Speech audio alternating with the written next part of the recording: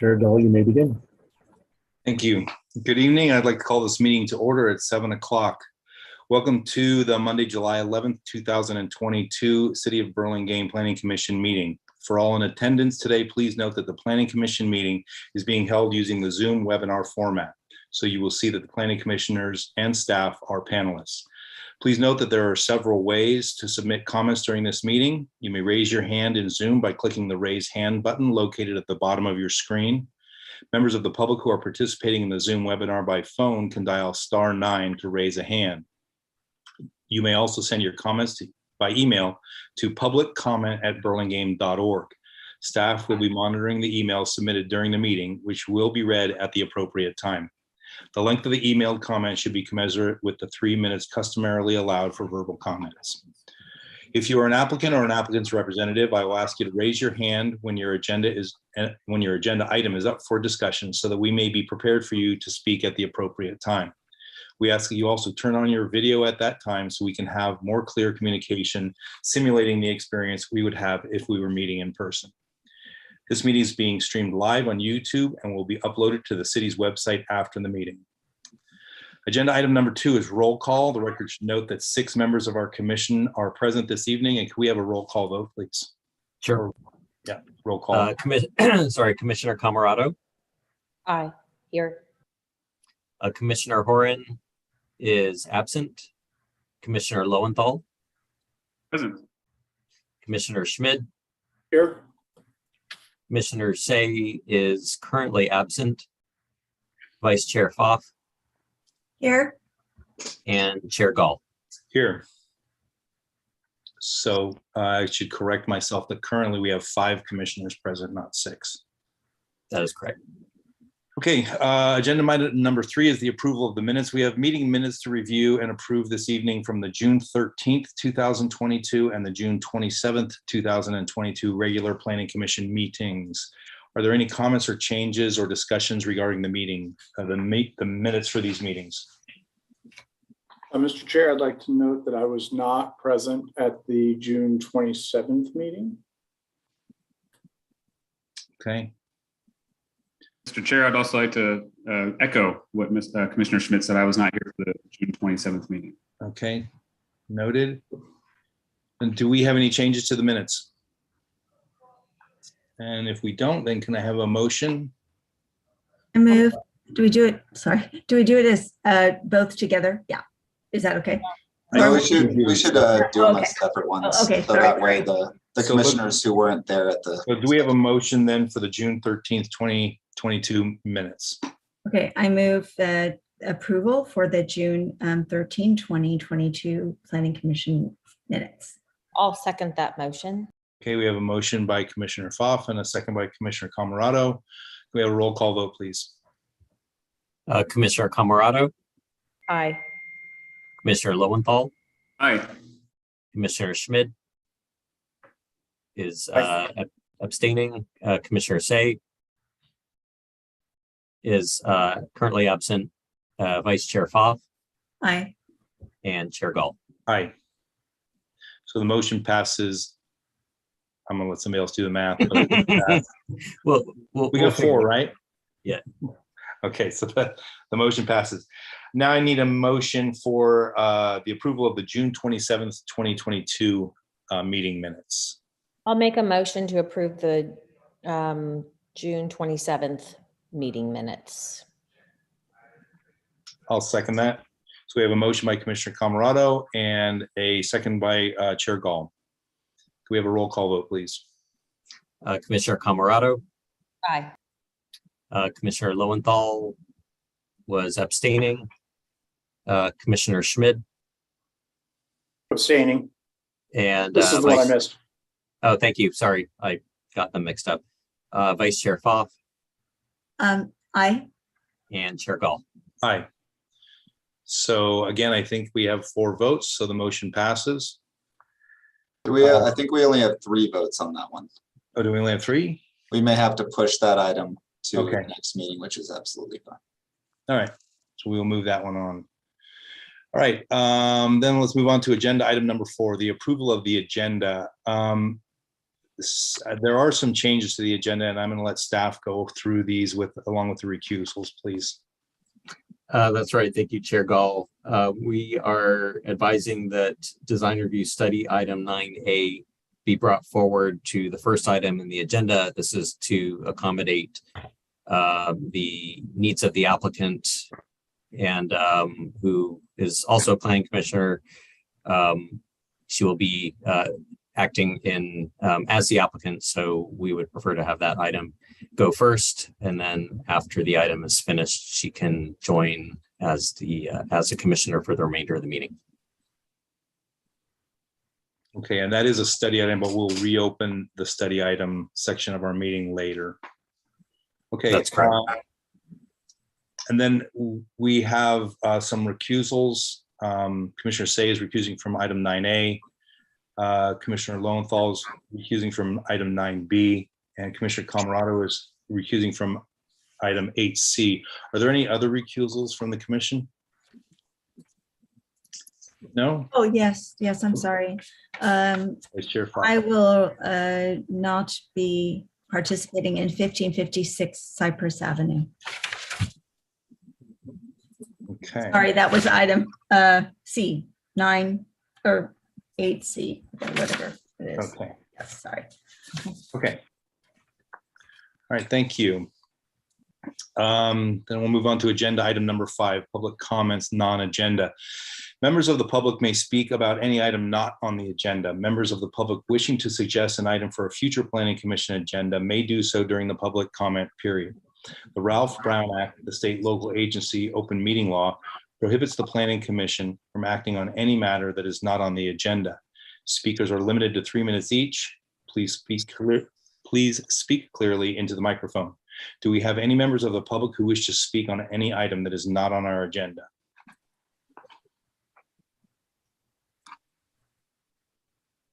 Are there any hands raised from the public? No hands raised and no emails for non-agendized items.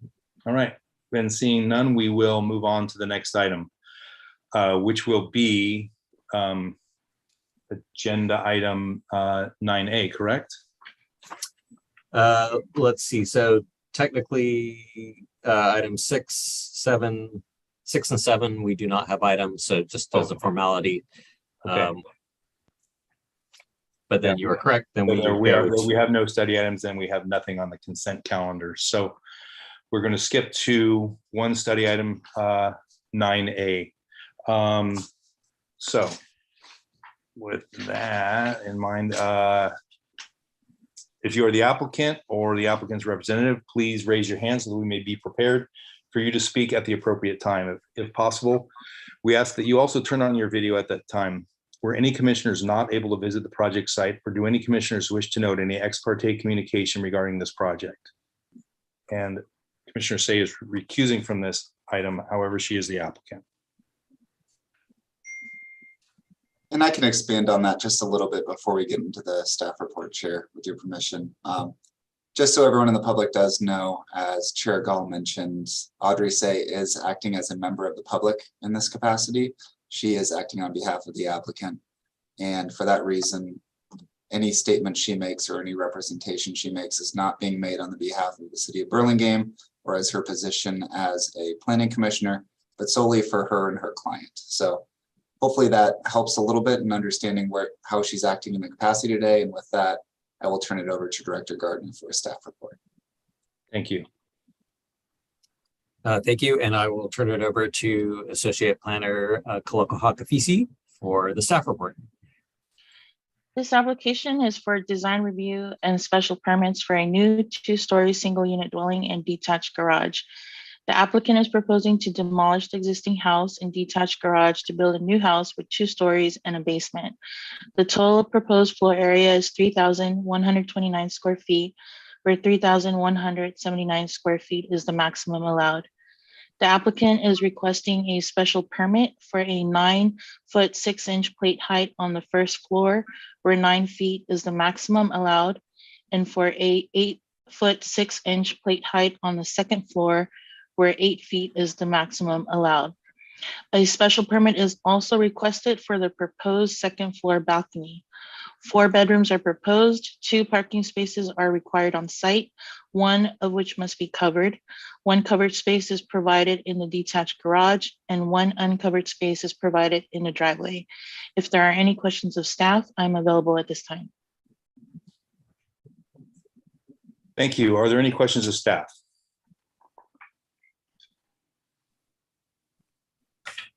Okay, seeing no hands, will the applicant, I'm going to open the public hearing. Will the applicant please come forward and state your name and anything else you would like to add about your project? Good evening, Commissioners. I'm Audrey Say, and I'm here this evening on behalf of my business partner, Lauren Lee, who's had a sudden family emergency, who was originally going to be presenting for our client this evening. So thank you for accommodating this change of plans for us this evening. Our clients are Kevin and Christine Chung. They are present here as well, waving to all of you on their screen. Kevin and Christine are new to Burlingame and are planning to build their dream home here. They have 2 young children who will be starting school in the Burlingame School District next fall. And I'm here to answer any questions that you may have for their proposed project for a new 2-story home, detached garage and ADU. Okay, do we have any questions for the applicant? Vice Chair Pfaff. Yes, thank you very much and welcome to your clients. I wanted to ask you about page A6, which is the proposed rear south elevation. I'm trying to figure out if there's a drafting error or if I'm not understanding it properly, the 3D or the flat into the 3D, that the gable on the second floor and the roof, the way, well, it looks to me as if the roof is kind of not complete in either case. And I'm trying to figure out if you could explain if that's properly, if that's drawn the way you intended and if there's a reason. And do you want me to ask a second question? The second one's easier, which is well, there's actually a similar issue on page A7, but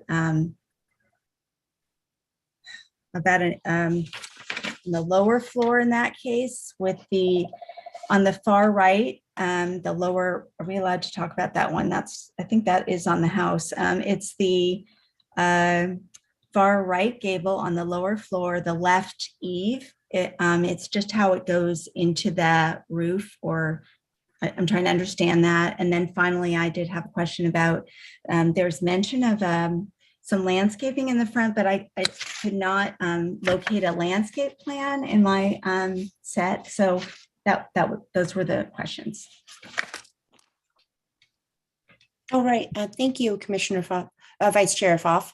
To answer the last question first, the last page of your set should include a landscape plan. It's LS.1 on the very last page. Got it. I'm sorry, I didn't see that. Okay, no problem. If you have any questions about that, I'm happy to answer them. And so going back to your roof questions, sorry, let me just look at the elevations you brought up. You mentioned 8.6. Yes, it should be, it's drawn correctly. We have an intersection of gabled roofs, and the one that's over the primary bedroom is oriented horizontally, and part of the bottom part of the gable on the side facing the rear yard intersects into the rear face of the back of the home. Does that make sense? And so it does intersect with the main gable across the north-south elevation of orientation of the floor plan. And the same, it's less obvious, but on the page A7, is that a similar item? Or I just can't understand how the and the lower right, the gable on the left-hand side, the way it, I don't know if it's over under what's happening at the where it intersects with the roof. And On the first floor? Are you yes, saying on the the first floor? gutter area, yeah. Yes, it too is intersecting with the plane of the, I guess, the balance of the roof that's over the first floor. We're talking about the left elevation, correct? Yes, yes. Yes, and that appears to be correct in its design. Not sure. Okay, that's Where- good. Thanks. I just Okay. wanted to Okay, make sure I was looking at them right. okay, thank you. Okay, Commissioner Camerado. Yeah, hi, Audrey. Have you decided on the roof, the color of the roof material by chance? Most likely it's going to be like a dark gray. Some other neutral color will not be a red or bright green or that you might see on a commercial application. Definitely neutral or dark in color, most likely like a dark gray Great, or thank you. dark bronze. Perfect. Right, Commissioner Lowenthal. Yeah, hi. Just a quick question on the shed roofs and basically the knee brace or the corbel details. Was there any sort of pattern or I guess threshold for where you put a corbel or knee brace versus a shed roof? It seems like some of them make a lot of sense, and then all of a sudden they're not there. And then the bigger question I have is on A7. You have those knee braces on the bottom detail around two of the windows, and then not around the center window. I just wonder if you can help me understand the thought process. Let's see. So we have them at the ends of each of the gables. Are you saying at the windows? Yeah, it's mostly around the windows, and then on okay. A7, you see them, flanking each of the two larger windows, and then the smaller horizontal window. There are no knee brace there. So I'm just wondering if there's any. Maybe I'm missing the thought process there. Yeah, they're so they are applied to those windows that have a shed roof over them, and so they're on the first. I mean, on the second floor. The smaller window kind of considered kind of secondary, so the application isn't applied to that smaller window in the center. And then likewise on the lower floor, there isn't the shed roof directly over the windows. So we have the knee braces on the underneath the main roof elements. Okay. Thank you. Hey. Let's see, Commissioner Schmidt. Sorry, I'm gonna go back to the rear elevation. Did you guys take a look at maybe continuing the roof that's on the right all the way around? Because I do kind of find that the roof cutting across the front of the gable, I found it odd when I saw the elevation. Could you have not just taken that same roof form all the way across? On the right-hand side, meaning instead of the flat roof over Well, the. instead of the gable, if you'd have taken away the gable on the left side and just done the sloped roof back, gotten to the corner and then turned, you'd still have pretty much all the same volumes inside. Mhm. And it wouldn't look like it just kind of looks like a split face with that one roof form coming across. And I understand and it looks worse in 2D actually, because you don't see that one wall is 5-6 feet in front of the other. Right. We'll take a look at it. So, okay, Thank that's you. it for me. Thank you. Okay, I just had a question. I'd like to go back to the plate heights. because I'm struggling with that a little bit. I mean, I kind of get it for having a 6-inch higher plate on both floors, but I'm not necessarily seeing the need so much. Can you help me out there? Yeah, so the current, what we did was to help compensate for, well, certainly the desire for the taller ceilings is for volume and use of the space and enjoyment. Our client presently lives in San Francisco with taller plate heights. We're kind of used to a home with a taller ceiling. And where the current finished floor height is, we've decided to lower that by 1.5 feet so that the finished floor of the new home is actually going to start at a lower level than the present home that's currently there. That will help to lower some of the height. We're not requesting any, greater than building height limitations, and no requests in that regard. Our clients also met with their neighbors on both sides of their property and presented the plans and discussed the plans with them. And there is good support for this project, and they didn't seem to have any issues with the proposed height of the building. But your overall building height is still just about, less than 1 foot from your maximum allowable, correct? Let's see, 2 feet. 2 feet from the allowable. On sheet A6. Oh, no, sorry, you're right. Almost 1 foot. Yeah. So, okay. That's to the tallest ridge. Right. Okay. All right. Thank you. Are there any other questions of the applicant? Okay. Then are there any, do we have any members of the public who'd like to speak on this item? Do we have any emails? No emails on this item. Okay. Then I'm going to close the public hearing. And commissioners, do we have any comments or discussion on this item? Commissioner Schmidt. Yeah. My one concern was just kind of that one back corner elevation. Otherwise, I think the materials work pretty well. I think all of the facades are pretty well broken up. And it doesn't feel like it's an overly tall house or that it's out of proportion. So I'm not showing a lot of concern for the request for the height. So overall, I think it looks like a good project, and I could find support for it. Okay, Commissioner Camarado. Yeah, I also agree with Commissioner Vice Chair Pfaff and Commissioner Schmidt on that A6, that roof line. Also, I thought it would, if the applicant wouldn't mind doing a 3D rendering, maybe we could really see what that roof line looks like.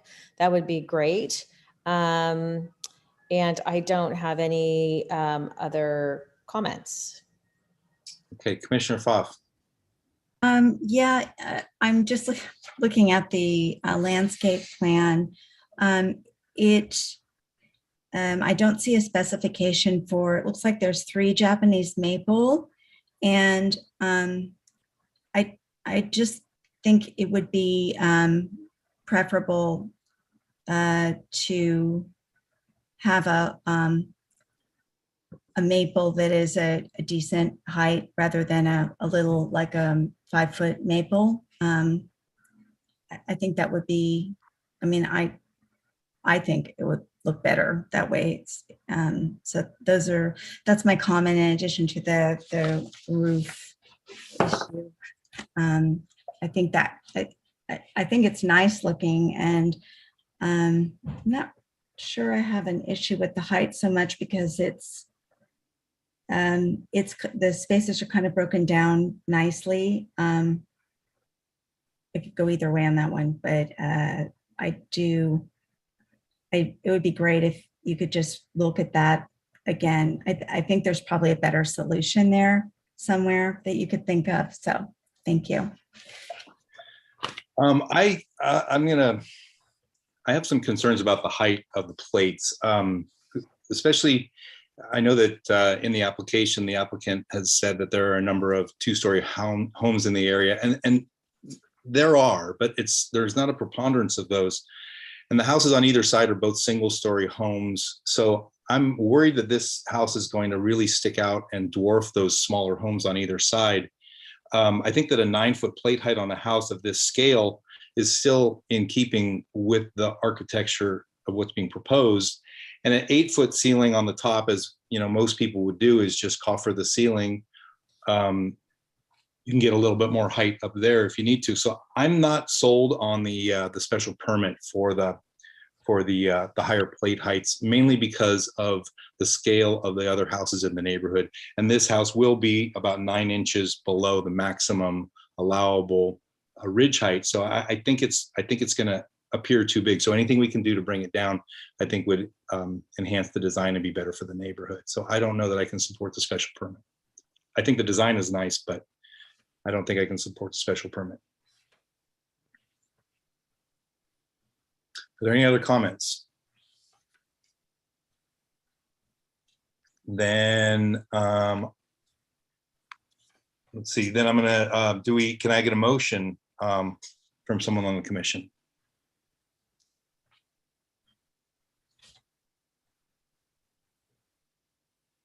I'll make a motion to move this one forward to the action item with the findings in the staff report. I do agree that there's an opportunity on the height, and maybe the applicant will take a look at that before it comes back to action. I'll second that by Commissioner Schmidt. And also to have another look at the landscape plan, I believe. Okay, so we have a motion by Commissioner Schmidt and a second by Commissioner Lowenthal. Any discussion on the motion? No, then can we have a roll call vote, please? Commissioner Camerado, Aye. Commissioner Lowenthal, Aye. Commissioner Schmidt, Aye. Vice Chair Fluff, Aye. Chair Gall. Aye. Motion passes 5-0-1-1, I believe. Correct my math if I'm wrong. And that item is not appealable. So now we will switch gears and move back to regular action items. And let's see.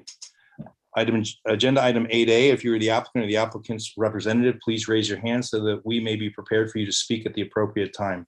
If possible, we ask that you also turn on your video at that time. Were any commissioners not able to visit the project site, or do any commissioners wish to note any ex parte communications regarding this project? And so we don't have any, and we have no recusals. So where am I? Sorry. Okay, let the record know that all commissioners present have visited the project site. Can we have a staff report, please? Yes, the proposed project involves an addition to the first floor of the existing dwelling at 34 Dwight Road, along with a second-story addition.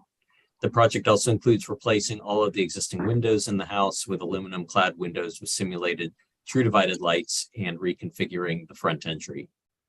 The existing landscaping on site is proposed to remain. A minimum of 3 landscape trees are required based on the proposed floor area ratio. 3 24-inch box size crepe myrtle trees are proposed in the rear yard. The Planning Commission first reviewed this application as a design review study item on June 13th.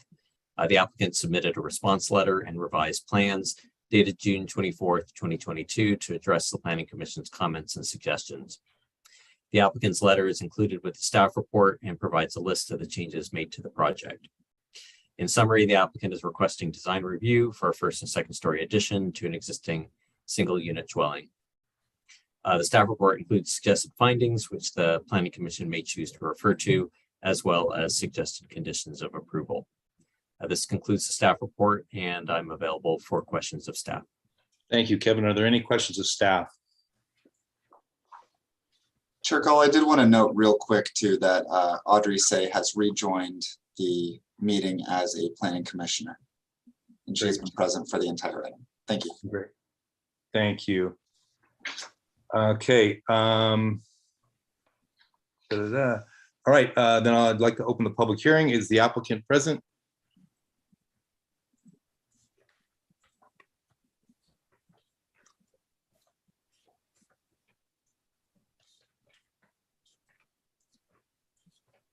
There we go. Evening, Commissioners. Jesse Gersa from Gersa Conceptual Designs Incorporated. I'd like to thank you again for us to resubmit our plans according to your comments. I think they were pretty simple. I think one was more or less just lowering the window on the lower level, level to the door adjacent to it, and then also adding some vegetation to the front of the property per Commissioner Pfaff's request. I think that was more or less the comments that I received for this project. So hopefully it's all to your standards for approval. Thank you, Jesse. Do we have any questions for the applicant? Vice Chair Pfaff. Yes, hi, Jesse. So I don't think I was the only one who commented about this, but I'm just going to say it because I don't know if there's been a change. I don't see one. The windows on the rear elevation, both the ones at, I guess there are doors and windows, and then the lower sort of, I guess it's split level. So the very lowest ones on the right-hand side, they all appeared and still appear to me very oversized. And as well as the one, I remember the comment, it was on the side, and there were a set of very elongated windows where I asked if there was a reason why they were up that high, and I think you said that it was a design, an interior design flourish or something like that. So, I mean, I guess they're not in an area where they show that much, but I just, in the back in particular, they're also so high. They're going above the, I don't know what that's called, into the from the horizontal wall into the eave area, the above where the eave and the wall meet. And it looks like too much has been pushed into too small of a space to me. And I was wondering if any thought had been given to even a different arrangement where there was a transom type elongated one above this, and that this one would come down. I'm saying the one on the left particularly, that it could somehow be shrunken a bit. Just yeah. So those windows are also in correlation to the rear window or the rear doors that are on the back of the elevation for the family room. So that's kind of why they're at that height. And again, I kind of like mentioned before in regards to it being part of like the interior design of the interior. Are they 9 feet? Is it 9 feet? I'm not trying to measure it right. 9 feet for the ones on the left, the set of 4, and 7 feet for the ones, they almost look squat on the ones that are on ground level on the right. Is that? That's correct. Yes, because there's a higher plate height on that whole back portion of the addition. So, those windows in the front are at a different plane. So everything's kind of jogging back and forth. And then those windows are basically hidden from eyesight altogether due to the reason that we have a jet out of that kitchen wall. And again, like I mentioned that, these windows kind of wrap back around in correlation with that, the back, those doors and windows. All right, thank you, Jesse. Mm-hmm. You're welcome. Commissioner Lowenthal. Yeah, hi Jesse. I really enjoyed the front entryway you've designed here. My only question is, what material are you thinking for the stairway? Oh, we're thinking more of, just probably like a stone type of paving system. We haven't really decided on that yet, other than just the design of it, but it'll be natural of sort and complementary to the exterior of the building. That's great. I just didn't want to hear it was going to be the same as the exterior. I really like the two-tone in these older bungalow type units where you can really see the entryway, and the way you've designed this is beautiful. So thank you for that. Thank you. Appreciate it. Okay, any other questions of the applicant? All right, do we have any members of the public who wish to speak on this item?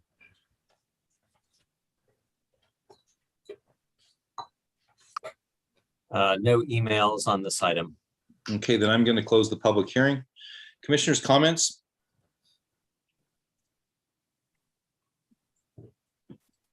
Commissioner Schmidt. Yeah, I like this project the last time it was in front of us. I like the adaptive reuse of the split level house that's there and making it work. And I like the height of it. And I think the whole thing is just working nicely in that space. So thanks for the design. Thank you. Commissioner Camerado. I agree with Commissioner Schmidt. I like the design. I think Jesse's done a really nice job. I like the architecture and it fits into the neighborhood very nicely. Thank you. Commissioner Lowenthal. Nothing better than my previous commissioners said. I agree with what they said. Thank you. Yeah, I think it's a good job working with split level home, which is typically very difficult to make look good, but I think this looks real nice. Would anyone like to make a motion? I had a quick comment in there. You probably can't see my hand. Okay. There it is. Okay. Matching the wall. No, I just wanted to echo what my fellow commissioners have stated as well, and also thank Jesse for addressing the header heights of the window and the door below that bay window on the lower floor. So I appreciate that. But I can make a motion, I guess, as for the end of the comments period, and move that we approve this project per the conditions on the staff report. I'll second that. Oh, all right. We got a motion by Commissioner Say and a second by Commissioner Schmidt. Any further discussion on the motion? Can we have a roll call vote, please? Yes, Commissioner Camerado, Aye. Commissioner Lowenthal, Aye. Commissioner Schmidt, Aye. Commissioner Say, Aye. Vice Chair Pfaff, Aye. and Chair Gall. Aye. So the motion passes 6-0-0-1. And an action by the Planning Commission is appealable to the City Council within 10 days of the Planning Commission's action. If the Planning Commission's action has not been appealed or called up for review by the City Council by 5 p.m. on the 10th day, the action becomes final. In order to be effective, appeals must be in writing and must be accompanied by an appeal fee of $745, which includes noticing costs. Congratulations. That moves us on to item 8B, 1425 Castillo Avenue. If you are the applicant or the applicant's representative, please raise your hand so that we may be prepared for you to speak at the appropriate time. If possible, we ask that you also turn on your video at that time. Were any commissioners not able to visit the project site, or do any commissioners wish to note any ex parte communications regarding this project?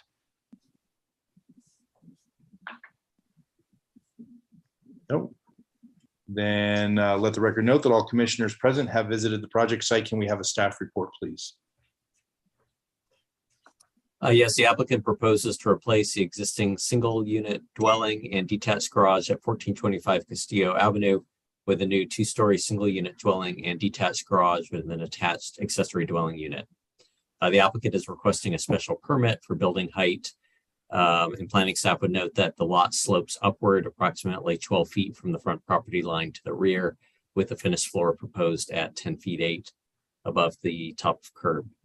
The project also includes building a new detached accessory dwelling unit known as an ADU at the rear of the lot, attached to the detached garage. Under state law, review of the ADU application is administrative, meaning it is reviewed by staff, but not the Planning Commission. Staff has reviewed the ADU and has determined that it complies with the ADU regulations as found in Code Section 24.48.030 of the Burlingame Municipal Code. The Planning Commission first reviewed this application as a design review study item on June 13th. The applicant submitted a response letter dated June 27th, 2022, and revised plans date stamped June 28th to address the Planning Commission's comments. The applicant's letter is included with the staff report and provides a list of changes made to the project in response to the Commission's comments. In summary, the applicant is requesting design review for a new two-story single unit dwelling and special permit for height 34 feet 8 inches proposed, where 30 feet is the maximum allowed. The applicant is in attendance to answer questions, but first I'm available for questions of staff. Thank you, Kevin. Are there any questions of staff? All right. Then I'm going to open the public hearing. Would the applicant please come forward and state your name and anything else you'd like to add about your project? And sorry, before we do that, I just want to note for the record, this was forwarded to you earlier. There was a received after communication from the, just looking to see,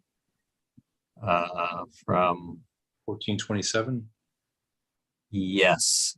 So for the record, we won't read it as it was forwarded to the Planning Commission, but wanted to note that it was received and forwarded to the Commission from the owners of 1427 Castillo Avenue.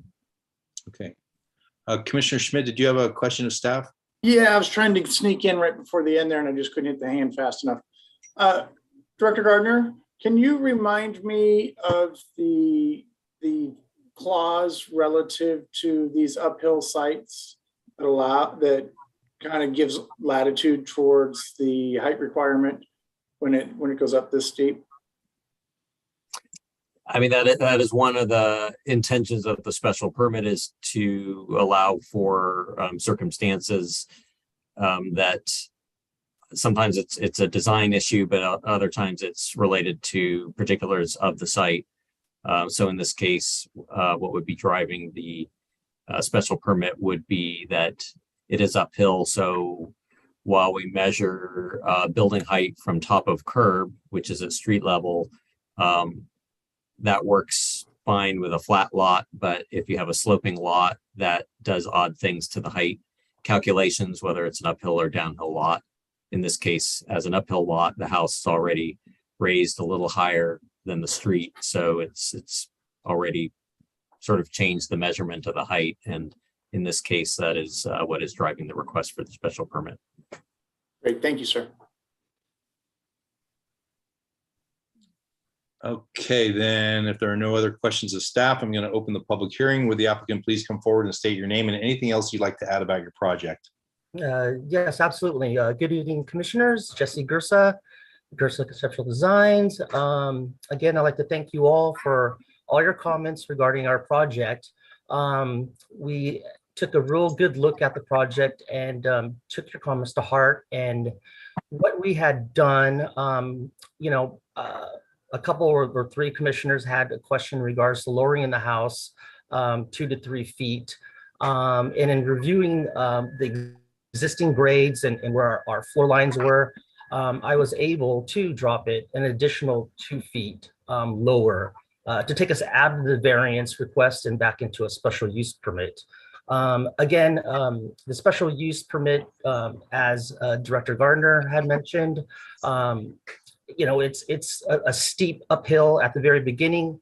It flattens up and then steps right back up again. So it was a real big design challenge in regards to trying, to fit, 2 levels on this property. Therefore, we designed this house to be more or less kind of a single story house with a dormer in the front, just as a lot of these Burlingame Gable houses are in Burlingame, where we take second story additions or second stories and hide them in the attic portions of it. That way it keeps the massing down as much as possible. And that was, our whole intention, again, to be, neighborhood friendly and not to be, largest house on the block. That wasn't our intention whatsoever. I had done another project that was really similar to this one on 1312 Cappuccino. And anyone's welcome to drive by that house and take a look at that house, and you'll realize that it's not as big as you may think on a 2D picture, on the plans that we have currently. So with that said, I had to, change our foundation to a slab on grade now that we depressed it another 2 feet. I added another 4 steps to the rear backyard area. We're having, to work with the grades in the rear to flow off the water around the property. That was, I think, the main issue, other than a visual issue from the right-hand side neighbor, regarding their 2 windows on the second level. I want to apologize that I did have a revised landscape plan, but the one that was in your file that I resubmitted was an inaccurate landscape plan, because what we had done is we had introduced some screening trees along the right side of the property, more or less where the second story is. If you had noticed, I outlined the resident to the right and indicated approximate window locations according to where our house is. And you could kind of see, the placement of that. Oh, wait a minute. You guys have the correct landscape plan? My mistake. That's great. I was just looking at my plans, and I think I must have changed it at the last moment. So yes, we have some screening trees there to screen our 1-bedroom windows on the second level. And I think that, that would more or less kind of cut off any kind of visual from window to window, naturally in the future. So that was the questions, or I think that was the comments that I received from the commissioners. And I'm here to answer any questions regarding the redesign. And also, I received this letter from the adjacent neighbor on the right just a half an hour before this meeting. So I was trying to digest this letter that they had written. And I just want to say that, again, this house is a sloping roof from front to back, therefore not creating as much shadowing or invasiveness, for the adjacent neighbor. And that was more or less the idea of the design. So I'm here to answer any questions that you may have. Thank you. Are there any questions of the applicant? I have one question, Jesse.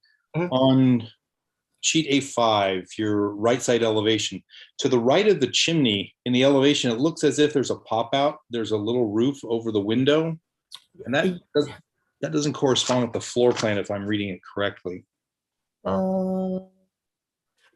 What happens there, Commissioner Gull, is that that roof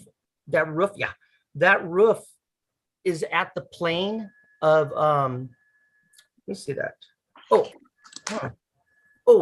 looks like what's happening is that let me see the roof plan. I was actually just going off the floor plan. It looks like the wall on either side of the fireplace is in the same plane. Commissioner, take a look at sheet A3. You'll see how that works with the roof, because that other roof is engulfing that dining room pop out, and it's dying into the chimney. So take a look at sheet A3. And you'll see the roof line, and you'll see why that kind of has like a covered area.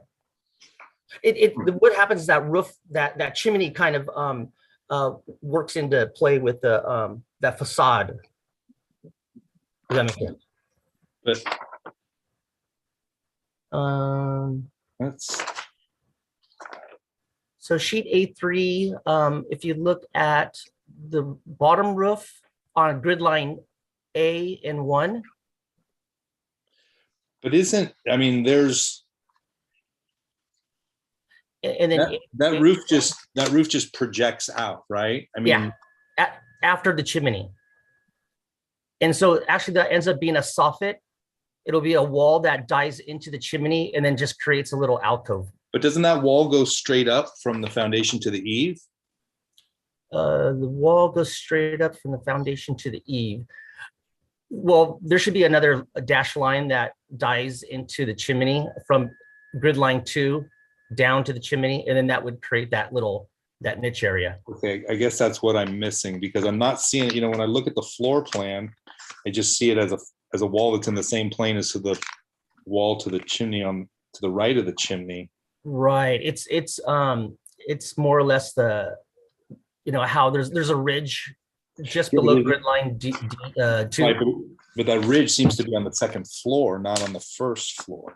It all slopes from the first floor up to Okay. that ridge, and then it comes back down. Okay, I'm not sure that it makes sense to me, but I will trust your judgment on that. Yeah, and the reasoning, I will have a soffit more or less across there, is so that I have a termination, so the gable is full, basically for that area. So if you're looking at elevation number 4 on sheet A5, Yeah, that's what I'm looking at. it'll have different planes. The right side will be out further and meets in with the chimney, and the front left side will be further back. So it's Okay, but that's exactly my question. Then if I go to sheet A1 and I look at the floor plan, those two walls appear to be in the same plane. Correct. Yes, but let me see. A1. I have to have like a little dash line for a soffit that runs from the dining room pop out to the Okay. and All right. that I I see can. what you're saying. I see what you're saying. Yeah. Okay. Otherwise, I'd have that. It would be just I wouldn't be able to terminate that alcove, that recessed. It would go all the way up. It'll look really weird. Okay. Well, I just thought it looked real funny with that soffit on there, but I get it if there's a line missing on the elevation for the corner. Yeah, I'm not sure. Yeah, I'm not sure if I think that well, it's going to be behind the chimney. I suppose it's not going to be real visible. So, okay. All right, thank you. Are there any other questions of the applicant? No. Okay, do we have any members of the public who wish to speak on this item? Sorry, I had a quick. Oh, I'm sorry. Commissioner Say. No, I raised my hand too late. Just to follow up on your point, Commissioner Gall. So Jesse, if you're looking at the rear elevation and on the very left-hand side, there's a little bit of a shed roof hanging out by the fireplace or by the chimney. Is that part of this roof element? I know that it's drawn as a flat roof or soffit in your right elevation, but in the rear elevation, is that the same element that's coming out as a shed roof? It is, yes, because that shed roof part that you're seeing is elevation 4, A5. Yes. Is that? So where does that show up? Oh, you know what? Because I was going to suggest that maybe instead of handling it like a soffit, maybe you apply a shed roof over that window. Well, I could do that too. It seems like it would be higher than what's showing here, your plan, or in your elevation, on the rear elevation. There's something not matching up. Yeah. Yeah. I think that roof you're talking about, Commissioner Say, actually wouldn't exist because.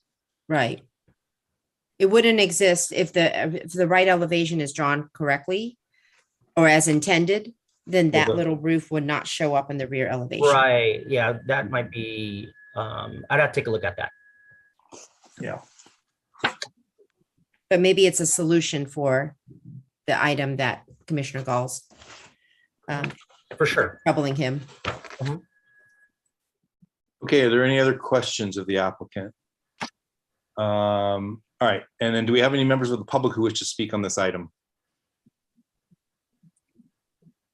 And again, we'll note that there was a letter received that we all have gotten from the neighbor next door at 1427. Okay, do we have any other emails, Kevin? There is a member of the public, Ms. Earlywine has just been admitted, and Ms. Earlywine, if you would like to unmute yourself. Yep. Can you hear me? Yeah. Awesome. So thank you for the plan revisions. They were awesome. I think this is going to be a beautiful home. I would have loved to have been afforded the same courteous presentation of the plans ahead of time so we could walk through them as you did with the folks at the other house that you're designing, Jesse. And I'm wondering, I'd like to extend an invitation to have you come out and visit us and take a look at what we're talking about as mostly for the window placement, but also with that 3-foot 6-inch setback on the right side of the house with the door and the stairs and the landscape planting. I think if you come out, you'll see that there won't be space for that landscape planting with the birch trees that are currently there. So I really would like to have you come out and take a look and talk with my husband and I, as you know, to address some of these concerns. This home is 108 years old. It's a historic part of Burlingame, and it was the first house built on this block. And I'm very passionate about why we bought this home and why we have stayed here for so many years, and why we care for it so much. So if someone could, give me a call and sit down with my husband and I so we can take a look at these plans and how this is going to affect the way we live at 1427.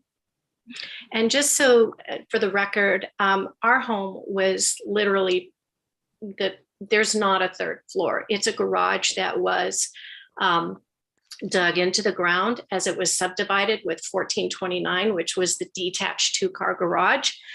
I just don't see why the house, which is actually on a higher hill, can't be graded as ours was, as with others on the street. And that's all that I have. Okay, thank you. Do we have anyone else from the public who'd like to speak on this item?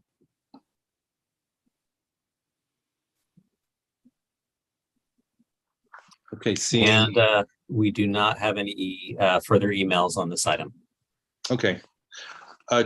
Jesse, just one more quick question for clarification.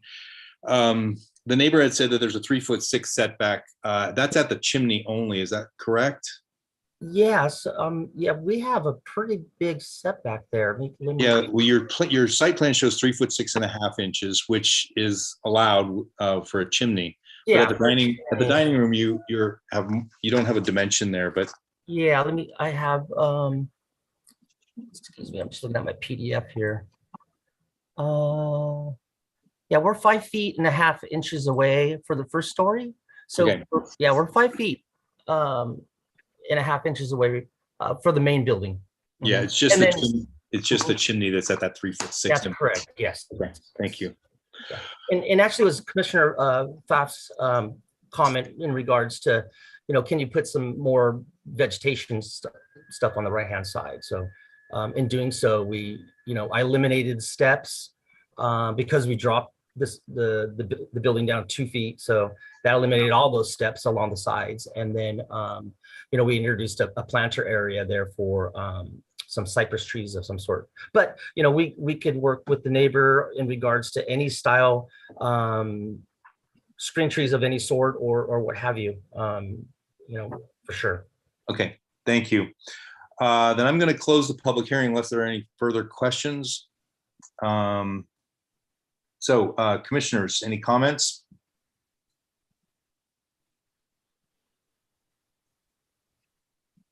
Well, I'll start. I think that the design has been greatly improved by dropping it down. It's very simple actually to drop a house into the site and just have your backyard surrounded by a series of retaining walls, and that's given us what I think we're looking for. I agree with the applicant that the way the house is designed, it steps back on all sides, and I think that that's going to help with the impact.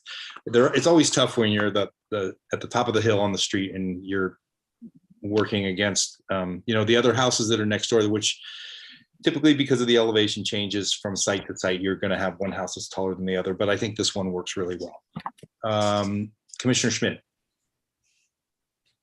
Yeah, I agree. When you look at the elevation as flat, it looks like it's a tall house, but really a lot of this house slopes backward to the middle of the site, and using that attic space, or what is perceived as the attic space for the second floor. This is really a somewhat compact house in getting it done in 24 feet, which is, we're not really asking that of too many second story homes. So I think that he's done a good job, and I appreciate the extra effort being put into lowering it to 2 feet. I think that makes this a lot easier to approve. And again, I don't think that this is going to be suddenly the largest house looming over the other houses in the area. Sure, it'll be higher than the ones across the street that are downhill, but as far as its immediate neighbors on either side, it should be in similar capacity. And I felt from the first time, this is a really nice design, and I think it's going to look well here. So I can support this project. Thank you. Commissioner Camerado. I agree with Commissioner Schmid. I actually think that Jesse did a great job on this design, and it's a tough site, and I think it fits into the neighborhood very nicely. Thank you. Commissioner Vice Chair Foff. Yeah, would like to echo everything. I think really, really appreciate your dealing with taking that height down a bit, and in a way that's doable, easily doable, and your attention to detail. I think it's a really, really very beautiful house. And I just, as you've offered, I think it would be great to meet with the neighbors and figure out how to space those trees properly so that the birch have a chance, room to grow, and there is some screening, because I'm guessing that's going to be needed. So I can make a motion. Do I have to make a special motion for the height? We should probably talk a little bit about the special permit for the height, just to make sure that that's been considered before a motion's done. Oh, sorry. Yeah. Okay. No, then I'm just saying it, and someone else can do it. I'll make a motion to approve the project. I think that the special permit for the building height is supportable, especially since it's been pulled back from variance. It's a tough lot. It slopes up. It's at the top of the hill on the street, so it's going to appear larger. But it's not going over the top. The roof slopes up, so the floor is going to be a slab on grade, and that's going to be significantly higher than the street elevation. So I can see reasoning for approving the special permit for the height. And my motion would be to approve the project with the conditions as stated in the staff report. I'll second that motion. Okay, we have a motion by Chair Gall and a second by Commissioner Camerado. Any discussion on the motion? And can we have a roll call vote, please? Yes, Commissioner Camerado, Aye. Commissioner Lowenthal, Commissioner Schmidt,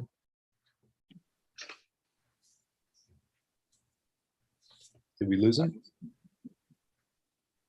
Commissioner Schmidt. Oh, maybe I pressed the wrong button. Aye. I muted when I was unmuted. Vice Chair Foff, Aye. and Chair Gall. Aye. So the motion passes. I don't think, I'm sorry, I didn't get to vote. Oh, Oh, I'm sorry, Commissioner Say, sorry. Aye. And then we had Vice Chair Foff and Chair Aye. Gall, but aye. also voted aye. My apologies. Okay, so if my hearing is correct, then we had 6 ayes, 0 nays, 0 recused, and 1 absent. So the motion passes 6-0-0-1. An action by the Planning Commission is appealable to the City Council within 10 days of the Planning Commission's action. If the Planning Commission's action has not been appealed or called up for review by the City Council by 5 p.m. on the 10th day, the action becomes final. In order to be effective, appeals must be in writing and must be accompanied by an appeal fee of $745, which includes noticing costs. Congratulations. We will move on then to agenda item 8C, 1556 Cypress. And Commissioner Camarado will be recusing on this item. If you are the applicant or the applicant's representative, please raise your hand so that we may be prepared for you to speak at the appropriate time. If possible, we ask that you also turn on your video at that time. Were any commissioners not able to visit the project site, or do any commissioners wish to note any ex parte communications regarding this project? And as stated previously, Commissioner Camarado will be recusing on this item. And I believe Vice Chair Pfaff will be as well, Chair Gall. Okay, and Vice Chair Pfaff also. All right, then let the record note that all commissioners present have visited the project site. Can we have a staff report, please? This application is for an amendment to design review for as-built changes to a previously approved first and second story addition to an existing single unit dwelling and new detached garage. The project was originally approved on October 28, 2019, and a building permit was issued in June 2020. The project completed construction and is awaiting final inspection approval from the Building and Planning divisions. At the first action hearing on December 13, 2021, the Commission continued the project and directed the applicant to return with a proposal that works with the as-built changes. The applicant submitted a revised proposal to address the Commission's concerns, which was reviewed at the second and most recent action hearing on March 14, 2022. The project was continued again with direction to further revise their proposal. The applicant has provided further revisions and updated the plans for your review this evening. If there are any questions of staff, I'm available at this time. Thank you. Are there any questions of staff? No, then I'm going to open the public hearing. Would the applicant please come forward and state your name and anything else you'd like to add about your project?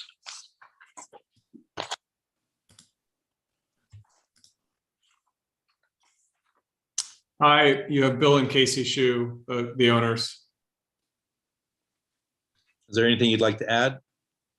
Well, firstly, thank you, commissioners. I think as staff indicated on the 14th of March, we had a discussion about the project, and you asked us to go away and spend time with our designer and contractor evaluating potential solutions to add exterior detail, particularly under the gables.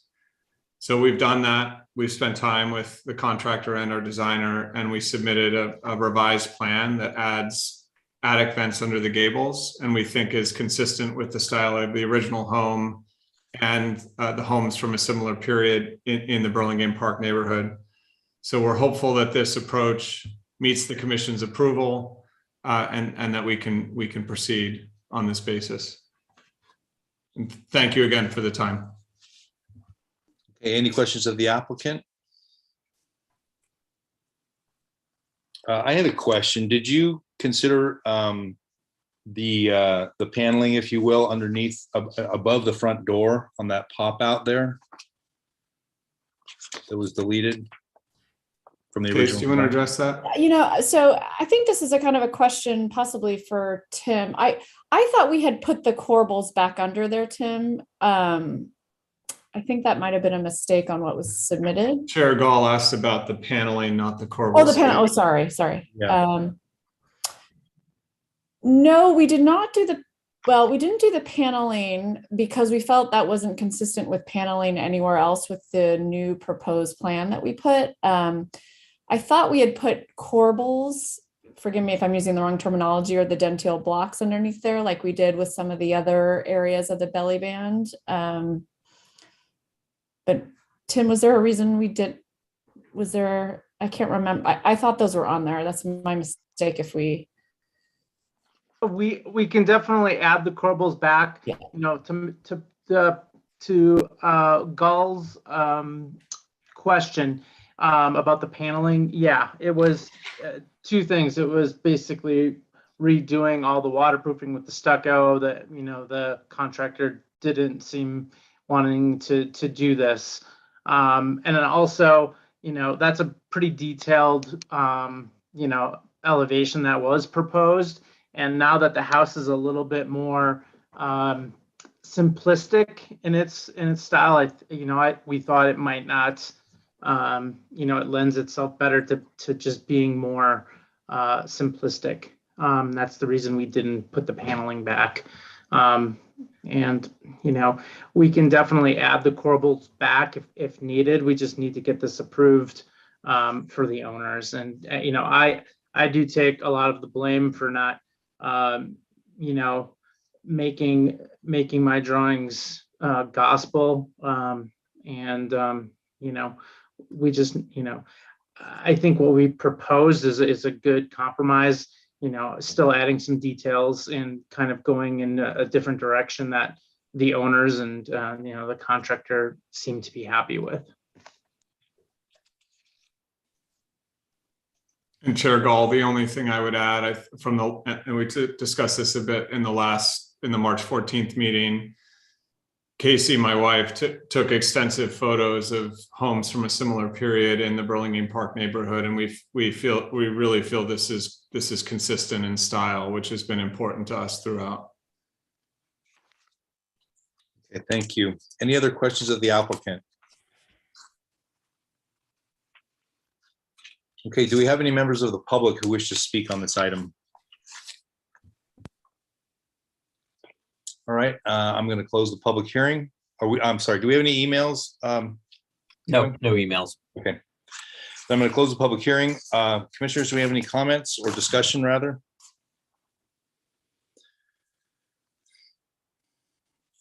Commissioner Schmidt. Yeah. So I was not part of the original commission when it was originally designed and put forth, but having looked at this a few times now and looking at the completed project, I really like this project. And I don't necessarily miss a lot more detail.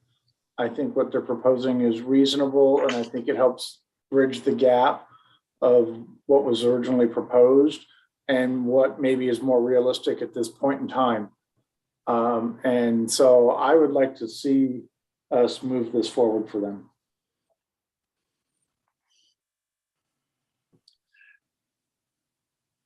Well, I don't see any other hands, so I'll go. I'm still struggling with this. That little pop out over the door was a nice detail, and it tied in nicely with the way the gable ends were done.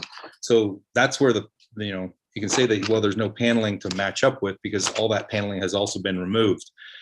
I'm also having a little bit of a tough time with the argument about the waterproofing and the amount of work. If you're going to be punching gable vents into the ends of these things, you're going to have waterproofing issues also. But I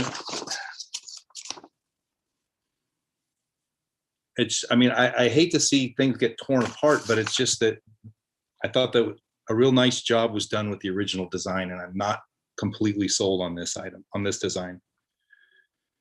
Commissioner Say? Yes, thank you, Chair Gall. I have to say I agree with you, and mainly because we're talking about the entrance. So if this was a side door entry, a back door entry, and it's a little bit more plain vanilla, I can see this, accepting this, but it's almost it's minimizing the effect of the entry. And I feel like at the bare minimum, those dental blocks should be added back in, as I think Casey was saying that she had thought those were in the proposed design. I would want to minimally see that. If there was no way to get some paneling detail. I think the paneling detail does add a really nice quality, some nice character to that design. I too was not on the commission when this very first time this was approved. So I wasn't a part of that discussion, but I do like the originally proposed design for that specific area. So, I'm willing to make a compromise on adding the dental blocks. And if somehow there was some other type of decorative element that could be added over the entry, somewhat like the paneling that was originally proposed or anything, I'd appreciate that. Commissioner Lowenthal.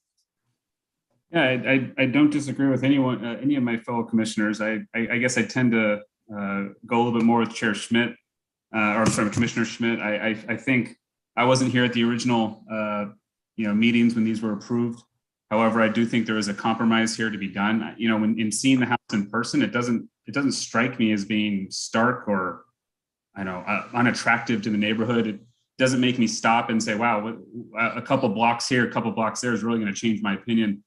However, I do agree with Chair Call that, a waterproofing issue from a contractor is not really a good reason in my mind. However, again, I tend to agree with Commissioner Schmidt here that I think we should try to get this going for them. They've obviously been through quite a ride here, and I don't see a huge discrepancy here on this proposed plan.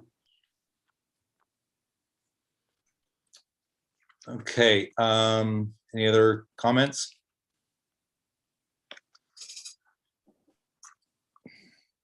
Would someone like to make a motion?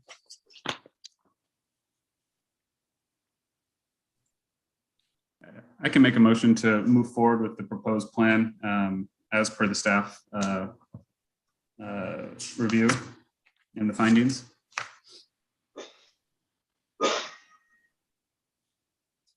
And would that be, okay, so we have a motion by Commissioner Lowenthal, second by Commissioner Schmidt. Would that motion include adding any of the corbels or dental blocks or any of the, or are you approving the plans as proposed on the June 22nd revised submittal? I could amend, or I could go with adding the corbels in the front, on that front elevation. Is that the March 7th approval?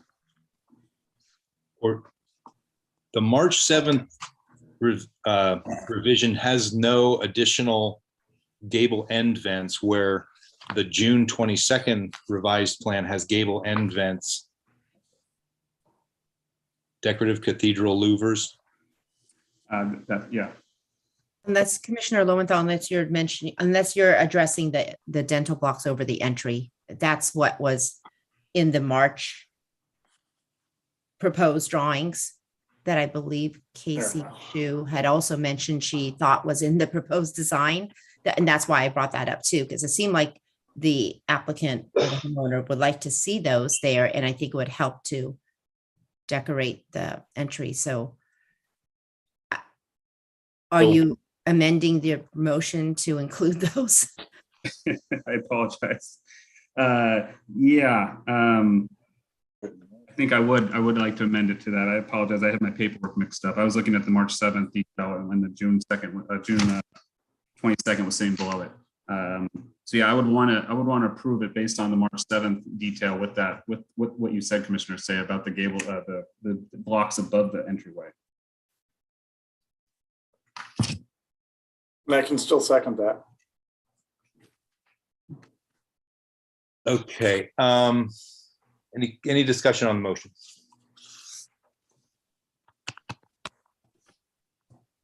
All right, then we have a motion by Commissioner Lowenthal, second by Commissioner Schmidt. Can we Actually, sorry, let me jump in. And City Attorney Spansale, please reiterate if I'm getting this correctly. We should reopen the public hearing to allow the applicant to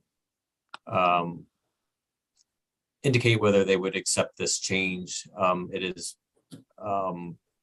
not what was proposed, so in doing so, just make sure that this is something that's acceptable, that then can be can close this matter.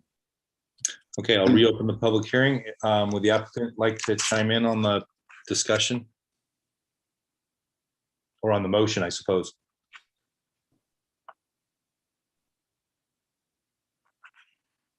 Oh, you're muted.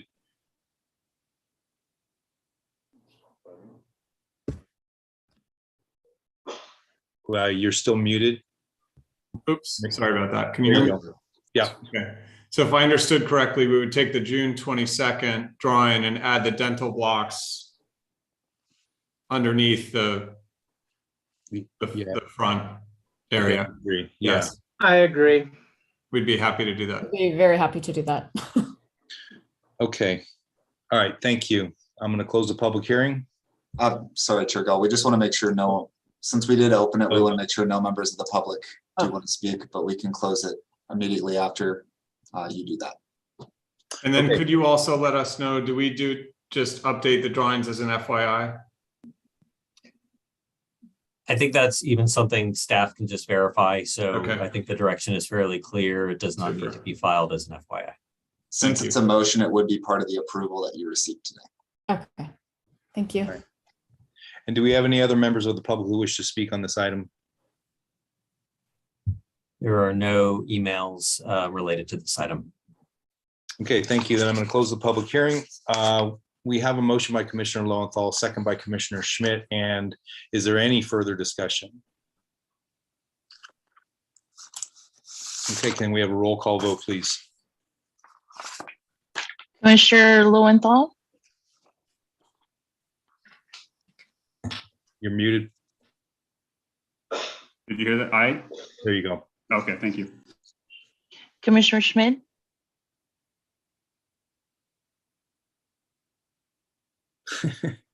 Commissioner Schmidt? Yeah, here I am. It just rebooted. I don't know why. But anyway, aye. Commissioner Say, Aye. Chair Gull. A reluctant aye.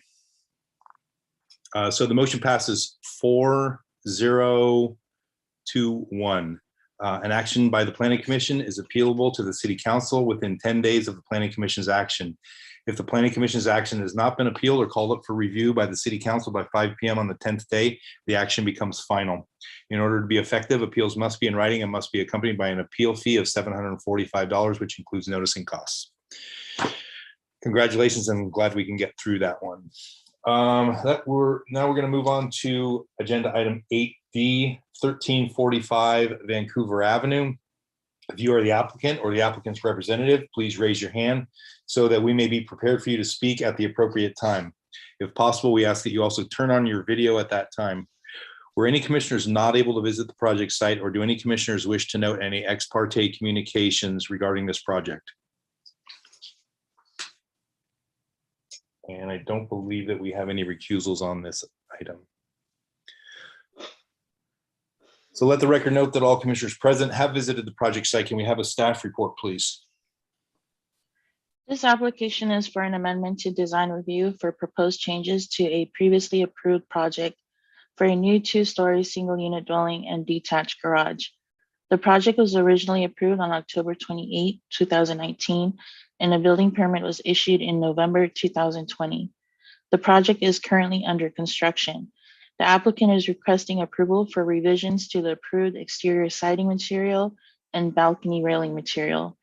The project was approved with a combination of stucco and horizontal wood siding on all elevations, and are requesting to change to fiber cement horizontal lap siding or hardy siding on all elevations.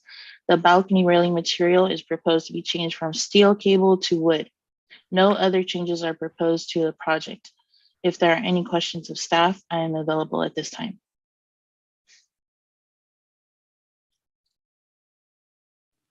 Thank you. Are there any questions of staff? Seeing none, I'm going to open the public hearing. Would the applicant please come forward and state your name and anything else you would like to add about your project?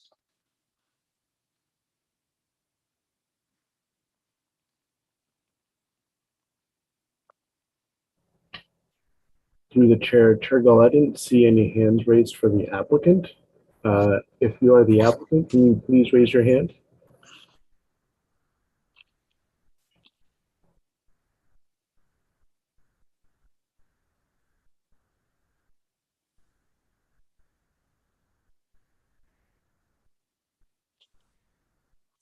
I don't see any hands raised, and I'm not identifying the applicant in the attendee list. Okay, so what are our options here? I mean, obviously we can continue this to another meeting. Does it make sense to have a public hearing? It looks like we do have a neighbor who might be here for this, so I would recommend if you want to have the public hearing, and then you could continue, or you could hold the item. It would probably be best to continue, but that is within the discretion of the commission. Okay, then I'm going to open the public hearing, and since the applicant is not available, I will open this to any members of the public who wish to speak on this item.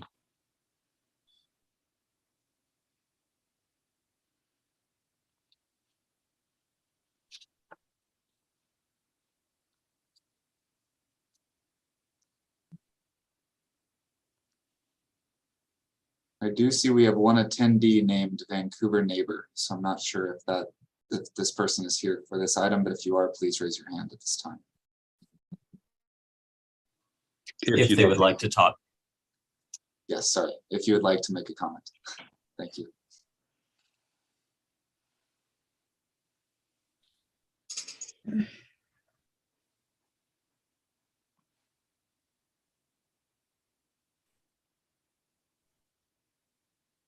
I'm going to assume that the neighbor of Vancouver does not wish to speak. But I think that there are no emails on this item either. Okay, then I'm going to close the public hearing. But if I'm not mistaken, we still can make comments. So I think that this might help the applicant once they get the minutes of the meeting back. So if anyone would like to make some comments, please raise your hand. Vice Chair Pfaff, I see you're the first one with your hand up. Well, maybe I'm just out of order with that. I'm sorry, I got a little confused about comments or questions, but I was wondering about there was a letter, or not really a letter, but a little form or something submitted about why the change in the materials. And it mentioned difficulty in shipment or something, supplies. Yeah. Yeah. And so I was just curious what was it stucco that was the issue? Was it the wire for I don't know. I didn't understand. I would have loved to have heard if we could hear what actually the problem was in a little more detail, what the material was that was difficulty, where they had difficulty getting that, if that was really the reason why they made the change. Because I did notice the whole thing has been done already as if the FYI was approved. So, or the item was approved with the changes already made. So that was my comment. Thank you. Yeah, go ahead, Commissioner Schmidt. Yeah, I actually thought by the elevations, this was going to be a horrible change, but in reality, seeing it already done, I actually think the siding doesn't look bad with the forms and the shape of this house. So I actually don't really have any objection to the change to the siding based on what they've done. I'm going to go in a different direction. I do remember this house when it first came up to us for approval, and it looked very similar to this. So we sent it to the design review consultant, who came back and we approved the changes as a modern farmhouse. So part of the problem was there are a number of houses on that street that have been recently built, and we didn't want to have too similar of a design.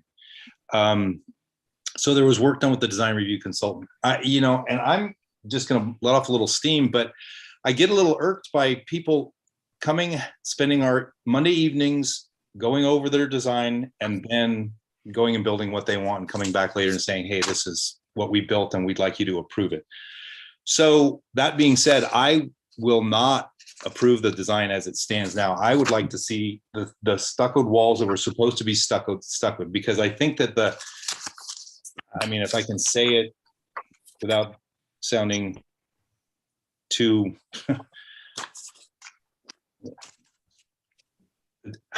the revisions were done due to a material shortage. Stucco is sand and cement. I'm not buying it. So that doesn't hold any water to me. So I would like to see this built as it was designed. I don't agree with the shortage of the cable railing system. There are plenty of suppliers of that type of material that fits the design of the house. It was supposed to be a modern type farmhouse. I think that the design's been washed out. So I would not support these changes. I would like to see it go back to the original design. The siding is not the wood siding as was specified, and there are corner boards on it. I could probably live with that, but I think that the stucco areas need to be stucco. Commissioner Lowenthal. Yeah, thank you. I wholeheartedly agree with Chair Gall, and I appreciate he blew off the steam that I was hoping to. The only comment I would give for my fellow commissioners, I did have a client and have a similar issue where they wanted the whitest white stucco pigmented. And there is issue in the industry trying to find that super white pigment. And I've had a few clients reject those samples because they end up coming out yellow, which then leads me to my next point that this is a horizontal white house. And I don't like the way they look in these neighborhoods. I think they stick out like a sore thumb. They don't, modern farmhouse is a very loose term. And when you put this white thin rail siding, it doesn't blend in at all with the rest of the neighborhood. And so like I said, I agree with Chair Gall, and I just want to give some, maybe some of the other commissioners some perspective of why they may have been doing this with the stucco, because I've had a couple of clients with the same issues. Thank you. Commissioner Camarado? Yeah, I agree with Commissioner Gall. I think, again, we've come in front of, we're working our Monday nights for free, and we are here, and this project did go to design review. We asked for certain things, we approved it, we've gone through the system, and they just did whatever they wanted. And I, would love to hear from them. I'm sure that, but I can't approve the project the way it sits. Thank you. Any other comments? Commissioner Say.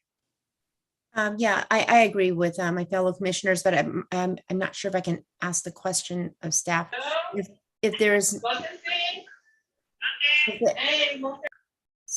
the applicant is not here to speak, are we wasting more time airing all of these woes, and then we have to hear and talk to them again at a future meeting, or are we making a decision?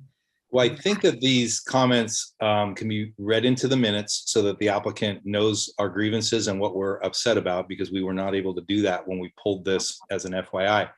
I would make a motion that we continue the item so that we can speak with the applicant. And we're probably going to end up going over it again and again, using up more of our time. But to me, that's going to frustrate me more and make me dig my heels in more. So with the applicant not showing tonight, what are we doing here? So I would make a motion that we continue this item to a future date. I'll second that motion. Any discussion on the motion? Chair Schmidt, did you have your hand up still? Well, yeah. I'm wondering, can we not make the motion to deny this? I don't know that somebody's going to come back and explain this away and convinced that this is the design we should go with. Well, as much as it doesn't bother me as much, I am in support of you from what has happened in the past. The fact that it went to design review and that the previous commission worked through this. So I'm in support of holding them accountable for that. And I don't see any reason why we shouldn't be voting this as a denial now. All right, well, I'm going to withdraw my motion. Would you like to make a motion, Commissioner Schmidt? Yeah, I'd like to make a motion that we deny this request and that they need to build what is approved. Okay, so that would be a denial without prejudice. Is that correct? Is that correct, Scott or Kevin? I mean, based off of what Commissioner Schmidt just said, it sounds like he's doing a denial of the project. Yep. Okay, so we're saying that it come back with it as approved or not at all? Or they can appeal and they can go to the city council. Okay, I'll second that motion.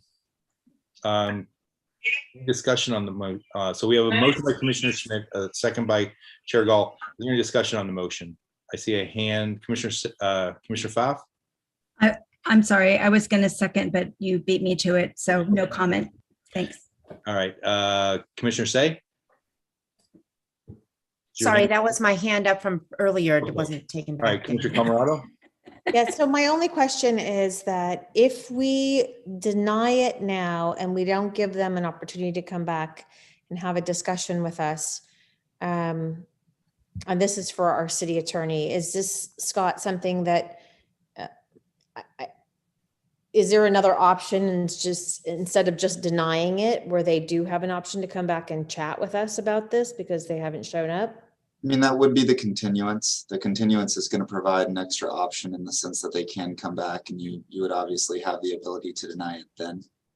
Okay. You would be able to do that. So it's, Well, I think that we're is going to something deny that's, it anyway, so it doesn't matter if we do it now or later, so. no, Okay. it's just it's really that extra opportunity for them to come back. I understand. Okay, thanks. Okay, so we have a motion and a second. Any further discussion? Can we have a roll call vote, please? Okay. Commissioner Camarado, Aye. Commissioner Lowenthal, Aye. Commissioner Schmidt, Aye. Commissioner Say, Aye. Vice Chair Pfaff, Aye. Chair Gall. Aye. So motion passes 6-0-0-1. An action by the Planning Commission is appealable to the City Council within 10 days of the Planning Commission's action. If the Planning Commission's action has not been appealed or called up for review by the City Council by 5 p.m. on the 10th day, the action becomes final. In order to be effective, appeals must be in writing and must be accompanied by an appeal fee of $745, which includes noticing costs. All right, then we will move on to item 8E, 1251 California Drive. If you are the applicant or the applicant's representative, please raise your hand so that we may be prepared for you to speak at the appropriate time. If possible, we ask that you also turn on your video at that time. Were any commissioners not able to visit the project site, or do any commissioners wish to note any ex parte communications regarding this project?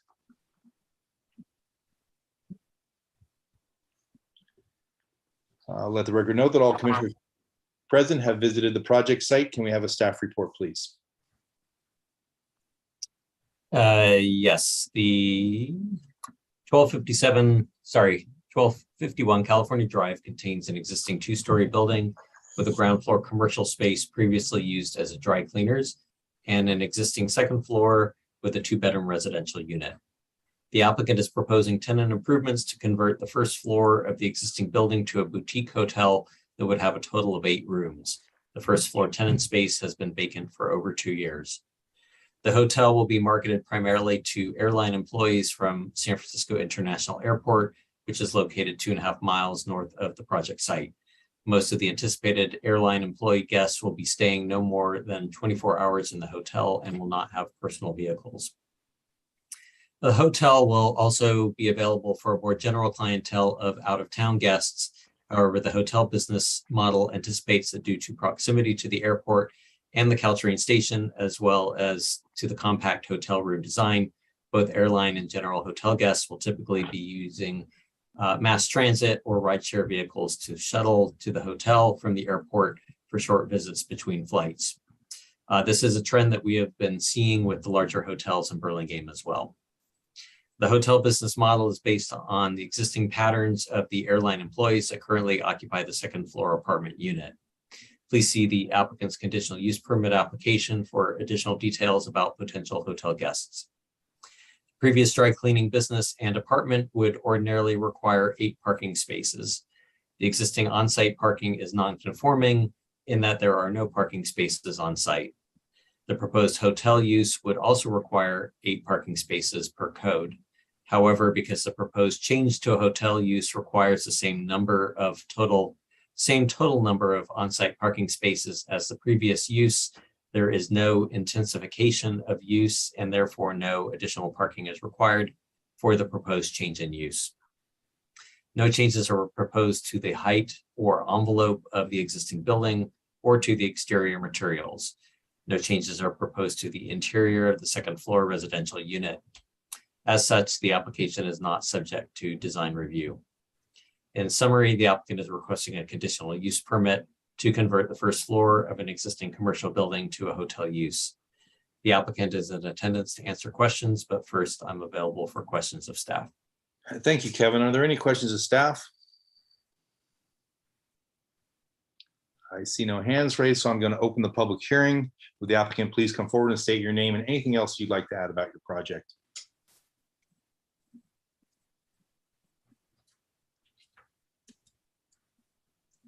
Good evening. Can you guys hear me? Yeah. Good evening, everyone. How are you guys doing? Hope everyone's fine. Good to see you all again. I'm Richard Taronis, the project architect. I'm here with our project manager, Ted Catlin, and the building owner, who should be here, Paul Demetch, hopefully somewhere checked in. But we're here to offer some renewed hope, energy, and life to this quaint building there on California. Is Paul here present? I'm not seeing him, Ted. We're just transferring him now. Okay, there he is. Okay, I'm going to turn this over to Paul and to Ted. Ted will make a presentation on the project, but let Paul say a few words as the building owner and what his intentions are. Thank you.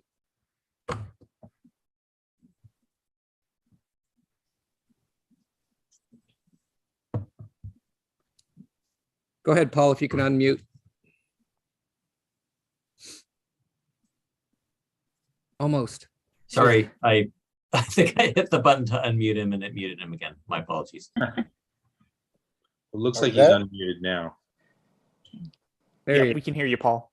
You got me? Okay. Hang on. Okay, sorry about that. Yeah, so I've owned this building for about 7 years now. It's a 2-story building. Upstairs is a 2-bedroom apartment. Currently, it's being leased out to some flight attendants. There's 3 of them. Downstairs has been vacant for almost 3 years now. Used to be a dry cleaner. They moved out. They left in October 2019. So it's been challenging to get somebody in there. There's been a lot of interest, but it always comes down to the parking issue. So it's been frustrating.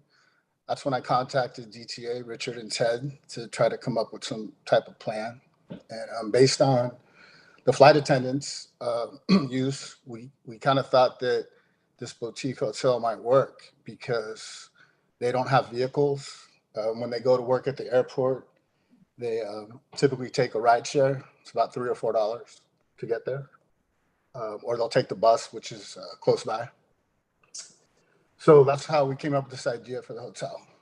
We think primarily airline people would be interested in it, but we would be open to whoever needed to have a short stay in Burlingame.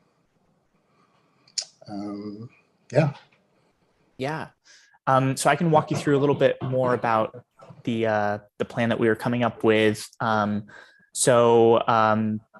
our early conversations with Paul, we were looking at the building, and it's a great brick building, and we didn't want to demolish it. We looked at other options within the new California mixed-use zone from the latest zoning ordinance that could involve some sort of demolition and building of different buildings, but ultimately we wanted to keep the building as had a rich character and fits honestly within the prototype that the CMU zoning kind of outlines. And there was a seismic retrofit done in the 90s, so and we've looked at it with the chief building official and our structural engineer, and so keeping the building seemed like a great move. And we worked with Paul to find a use that we think would enrich the surrounding area and the businesses, and one that wouldn't be at a detriment to the lack of on-site parking, because of the clientele that Paul has an existing connection with, and other airline passengers, travelers into town. We think that the use is fairly solid with the existing parking situation. So our only application for you all today is that of a conditional use permit for the use of the site as a hotel, as an 8-room boutique hotel. So we'd be happy to answer any questions that you may have at this time. And thank you. Thank you. Are there any questions for the applicant? I actually have a question. I used to live around the corner and had a constant problem with the airline people parking in front of our house for days on end as they took their trips and then came back and rescued their car. So I'm assuming that the people that are going to stay there would drive there and then go on their trip and then come back, maybe spend the night and then go retrieve their car and then drive home to wherever they live. I'm assuming it's not going to be for someone who lives in Millbrae to come stay there. So I have to believe that there will be cars driven to this location. Where do you propose that they would park, or do you have a parking plan, or what do you have to offer there? Yeah, so I think a lot of we hear your point. There definitely is a possibility for people to come and drive to the hotel. There is some existing on-street parking. Now, we understand that is limited to a degree, but there is some in the surrounding area that is available, as well as some longer-term lots for shorter stays. There's availability there. And Paul, I see you have your hand up. Was there something else you wanted to add to that? Yeah, I think people that would be staying at the boutique hotel would be more of the employees of the airlines, not necessarily people that are looking for a place to stay for an extended period of time. So I don't think anybody would drive there and leave a car on the street. I think it would be more of a flight attendant landing based out of SFO or based out of Chicago, being in San Francisco for a night or two, and as I said, catching a ride share to the hotel and staying for a night or two. I don't think anybody would be parking cars on the street. And it's funny, Mr. Gall, I lived on Rynette. I raised my family on Rynette, right down the street. So I remember that. I bought that house in 1985. So I'm very, very aware of the parking situation there. Not only was it people going on flights, it was just the merchants on Broadway parking there as well. So it's always been an issue. I don't think this would add to that at all. I think people staying at this boutique hotel would not be leaving a car for 3 or 4 days. I think it's also important to note, as Director Gardner mentioned previously, the profile of the typical hotel person staying at a hotel has changed in this day and age. And we're looking at a boutique operation of 8 rooms. And in that regard, it just statistically, and this is the way that the nature of the zoning ordinances work, statistically, the indications are that there's going to be, there won't be any intensification to the site. And therefore, that's why there is no parking requirement. But there are the adjacent lots over at the adjacent public lot, adjacent to the Goodwill store. There's also the Caltrans lot. And there's also the opportunity, because of the hotel operation, for them to indicate to their clients or the people that are coming to stay beforehand the issue with the parking, and make them aware of that through publications on their website, et cetera, and in coordination when booking the hotel stays, as to where the parking is and where it's appropriate and what the opportunities are. So. Yeah, I would agree with. I mean, maybe if we can make that a condition of approval, that's incorporated into the website or the business profile or the business plan for the hotel. I've been in the building with Paul. I think it's a great building, so I'd like to see this move forward. Commissioner Lowenthal. Yeah, just on the same topic, is it possible at all to get like a valet lot status? Is that an impossible ask? I mean, obviously San Francisco has the same issue with parking on many of their hotels, and you have a valet takes your car, and obviously the hotels often have their own lots. Would that ever? And the reason why I ask is I tend to disagree a little bit. I feel like this is such a great project. I think you're going to get quite a few people that aren't airline related that would love to stay in downtown Burlingame instead of on the Bayshore.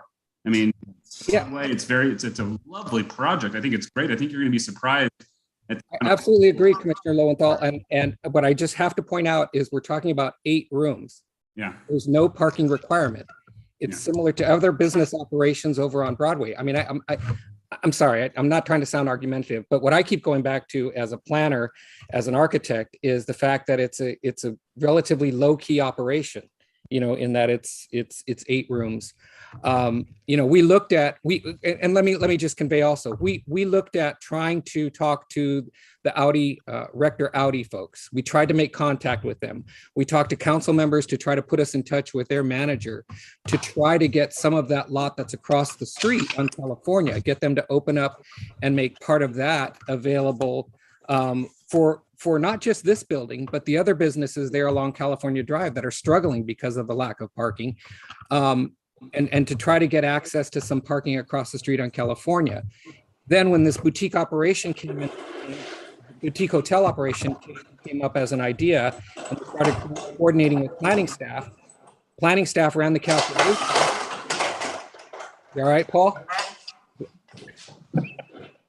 Okay. I'm sorry, I had to run up and say, I'm fine. Sorry. Planning staff ran the calculations for us, and it indicated that we're not intensifying the site. So, I struggle a little bit in terms of having to go through some a more formal, sort of parking plan or something of that sort.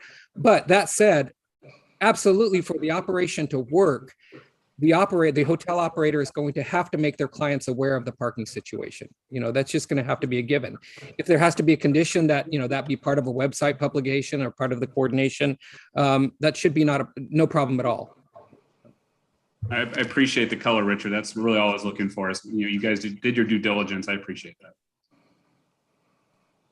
Okay, thank you. Any other questions of the applicant? All right, are there any members of the public who wish to speak on this item? We do have 2 emails that have come in on this item through public comment. I do also see a hand up. You may want to hear from the person with their hand up first, and then I can read those 2 emails after that. Okay.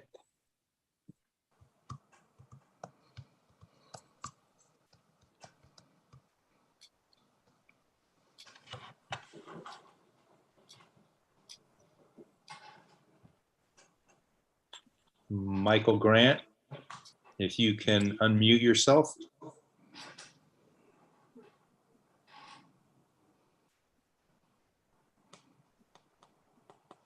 Hello. Yeah, there you are. Can you hear me? We're on a really bad connection, so hopefully we got you. Go ahead. We'll be able to hang in there.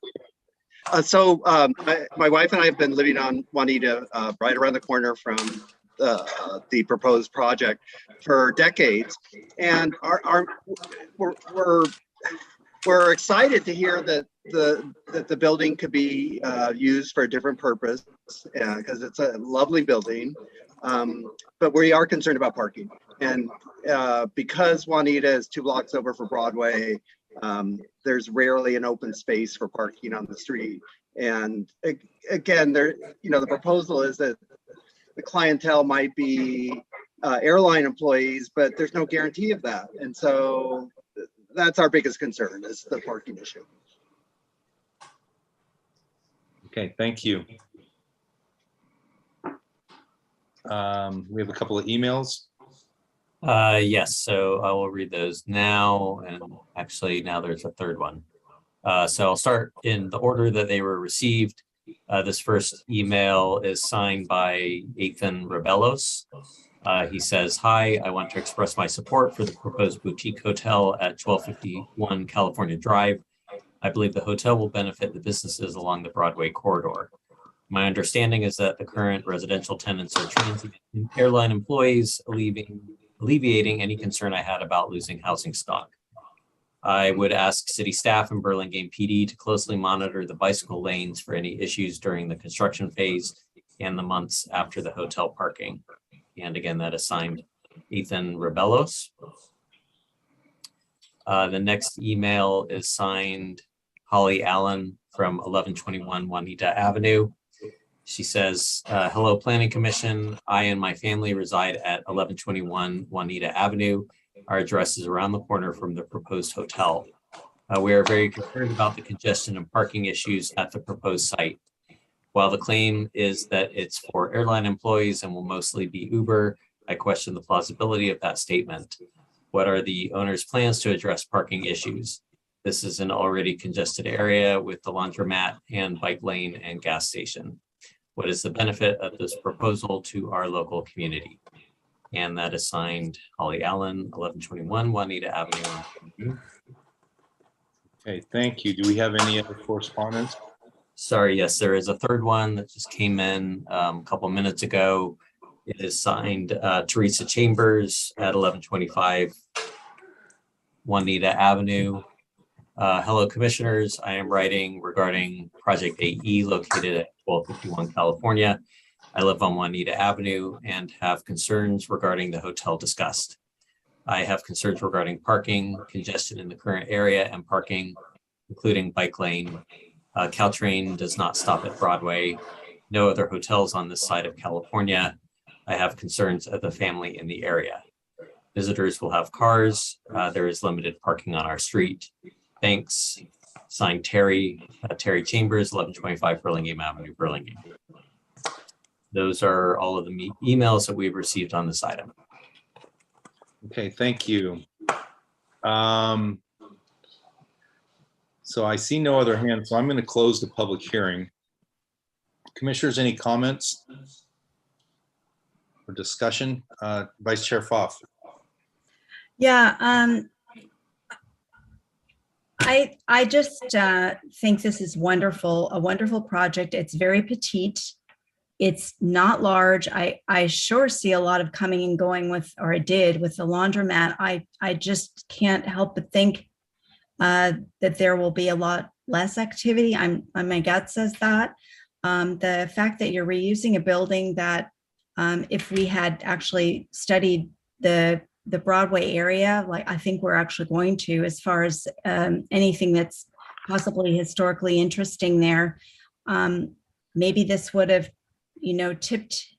tipped into that range where there would not a project in order to encourage reuse of such properties, that it would have tipped into a range where the parking requirement would have been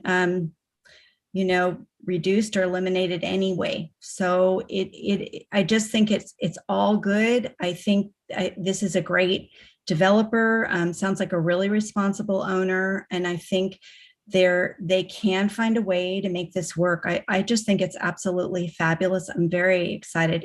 It's been a laundromat for its entire life. I looked it up. It's always was built as a laundry place, washing and drying. And I just think it's very, very cool. So thank you for your submission and all the explanations. Thank you. Commissioner Camarado? Yeah, I grew up on Paloma, and so I would walk by this daily, picking my mom up at the train station when I was a little girl. And I think this is ingenious. I think the idea of doing a little boutique here as hotel is great. And we always see this airline stewardesses or stewards, whatever you call them now, flight attendants, with their suitcases going down Broadway, and they're all walking around. And what better place to have it where it can regenerate and reinvigorate the Broadway and have people coming and going. And I think most of these flight attendants take Uber or taxis to where they're going. So they don't really have cars. And if they live here, they have their own car. So I think this is great, and I applaud the applicant for doing this. Thank you. Commissioner Schmidt? I like the project, and I'd like to make a motion that we approve it as outlined in the staff report. I'll second that motion. Okay, we have a motion by Commissioner Schmidt and a second by Commissioner Camarado. Any discussion on the motion? Would the maker of the motion consider adding an additional condition of approval that there is something on their website directing people to the public parking areas located in the neighborhood or the Caltrain lot or other places where they could park a car, were they to come with a car? I'm fine with adding that condition. Okay, thank you. Just as a matter of discussion, I'd like to add that, like I said previously, I lived on that street, and the flight attendants do park they park on those streets because I've seen them. So I would encourage the neighbors to do something that's been done in other neighborhoods around, and that is to maybe approach the city about resident parking permits. It would help to ease some of that pressure, because the people that work on Broadway also like to park down the side streets. And there have been a number of times, I would come home during the middle of the day and have to park a block away from my own house because there's no room. So those may be some steps that need to be taken by the neighbors, but I would also support this project. So we have a motion by Commissioner Schmidt and a second by Commissioner Camerado. Can we have a roll call vote, please? Commissioner Camerado, Aye. Commissioner Lowenthal, Aye. Commissioner Schmidt, Aye. Commissioner Say, Aye. Vice Chair Pfaff, Aye. and Chair Gall. Aye. Motion passes 6-0-0-1. An action by the Planning Commission is appealable to the City Council within 10 days of the Planning Commission's action.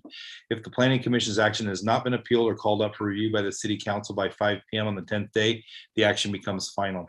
In order to be effective, appeals must be in writing and must be accompanied by an appeal fee of $745, which includes noticing costs. Congratulations and good luck with your project.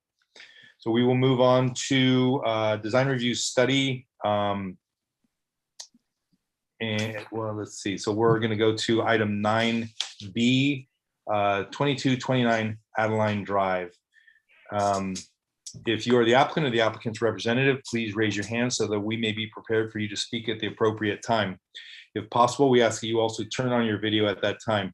Were any commissioners not able to visit the project site, or do any commissioners wish to note any ex parte communications regarding the project? Seeing no one, and we do have, do we have a recusal? This is 9. Yeah, we have a recusal from Commissioner Lowenthal. Okay, let the record note that all commissioners present have visited the project site. Can we have a staff report, please? This application is for design review and special permit for a 2.5-story addition to an existing single unit dwelling. The applicant is proposing a rear addition to all living levels. The overall floor area would be 2,624 square feet, where 3,160 square feet is the maximum allowed. The number of bedrooms would remain at 4. 2 parking spaces, one of which must be covered, is required on site.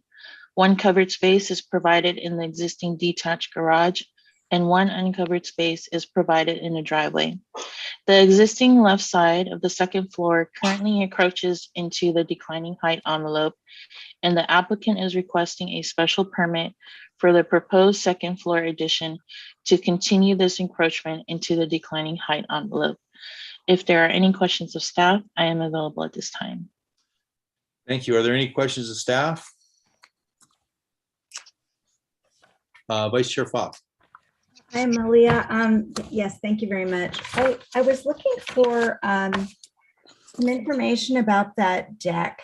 I understand there's an existing deck, but there's the addition in the back, and then there's a new one being built. And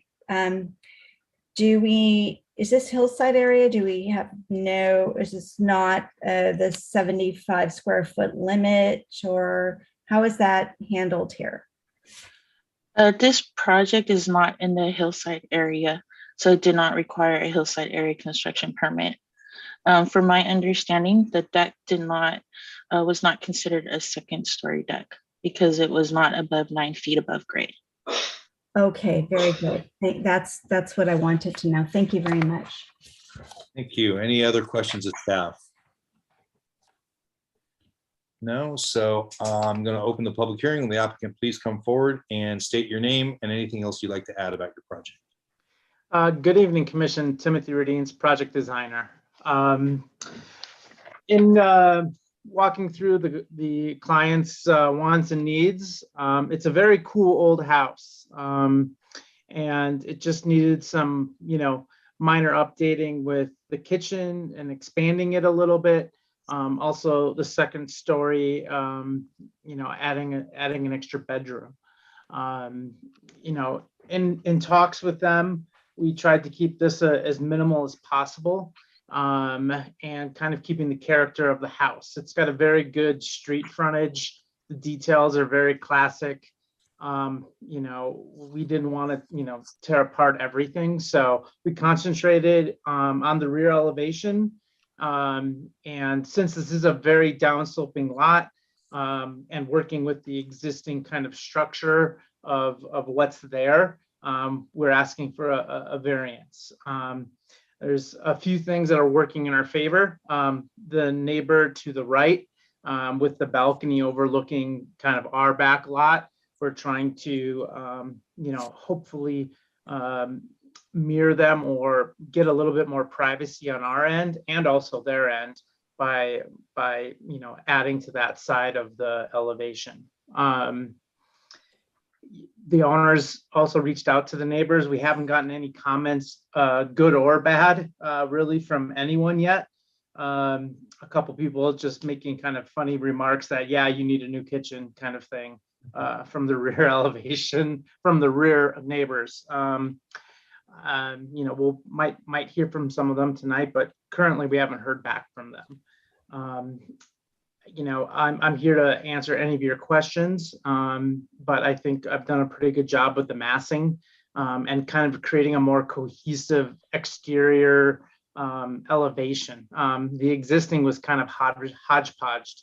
A lot of these houses had a really good front street facade, and they kind of forgot about the back, which we're trying to recreate something that's kind of more cohesive and just better looking. Also, the house has been kind of bastardized with aluminum windows, probably in the early 80s or 70s when it was remodeled. So we're trying to kind of put this back to the character of when it was originally built. So thank you for your time. Thank you. Are there any questions of the applicant?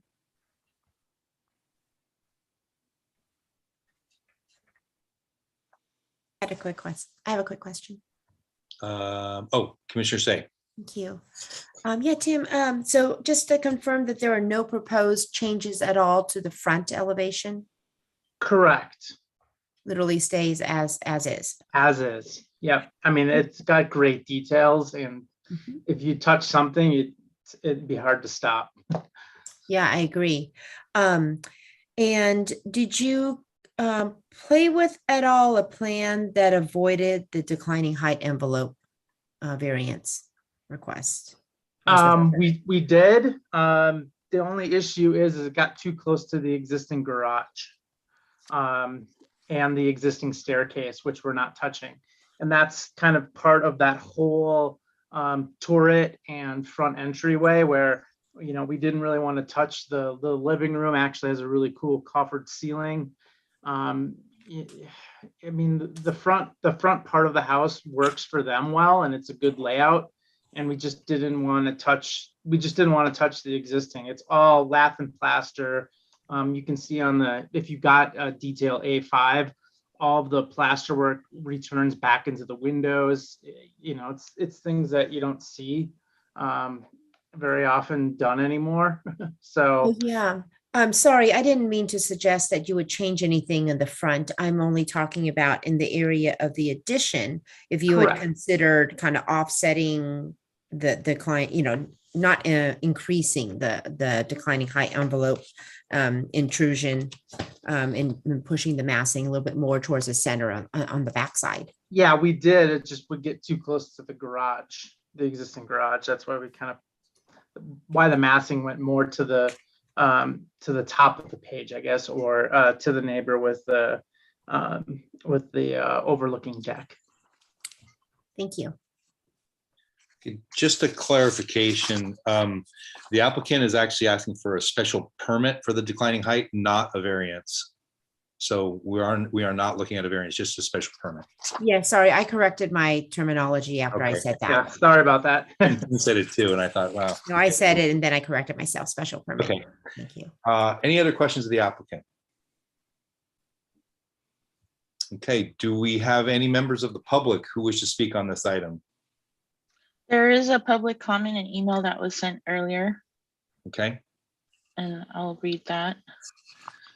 This email is from George Heron. I live directly behind this proposed addition. This gives my wife and I little or no privacy in our backyard. It also could make our property lose value if we decide to sell. I am in my 80s with some health conditions. The Foster sent a letter saying this would be a small rear addition. This does not seem to be small as stated. I have looked at the blueprints. How long will it take to complete? Thank you. Are there any other emails or Zoom chat? We can definitely reach out to them if we did get the email today. So, and it is a relatively small. I know it doesn't seem like it, but square footage wise, it is relatively minor. So. Okay, how tall? I didn't get into the backyard, but how tall is that existing hedge back there? Or is there any plan to develop the landscape plan further? Well, I think we have some photos of it on the garage plan. I don't know if it was included in your packet, but it was included in the packet to the planners. It's at least 8 feet tall. I don't know if the planning can go to the existing garage plan. There's some photos showing it. We can kind of do a more updated landscape plan. We're trying to save everything. It's very well grown. And we're not really going to be touching it since the garage is staying intact. Is there any way to look at the G plan for the garage? G 2.0, I see it now. Yeah. And we have extra photos that we can submit on our next submittal. Okay, thank you. But it's pretty private. Okay, any other questions? Yeah, I'm just responding to the letter from the neighbor. Yep. Any other questions of the applicant? All right, then I'm going to close the public hearing. Commissioners' comments?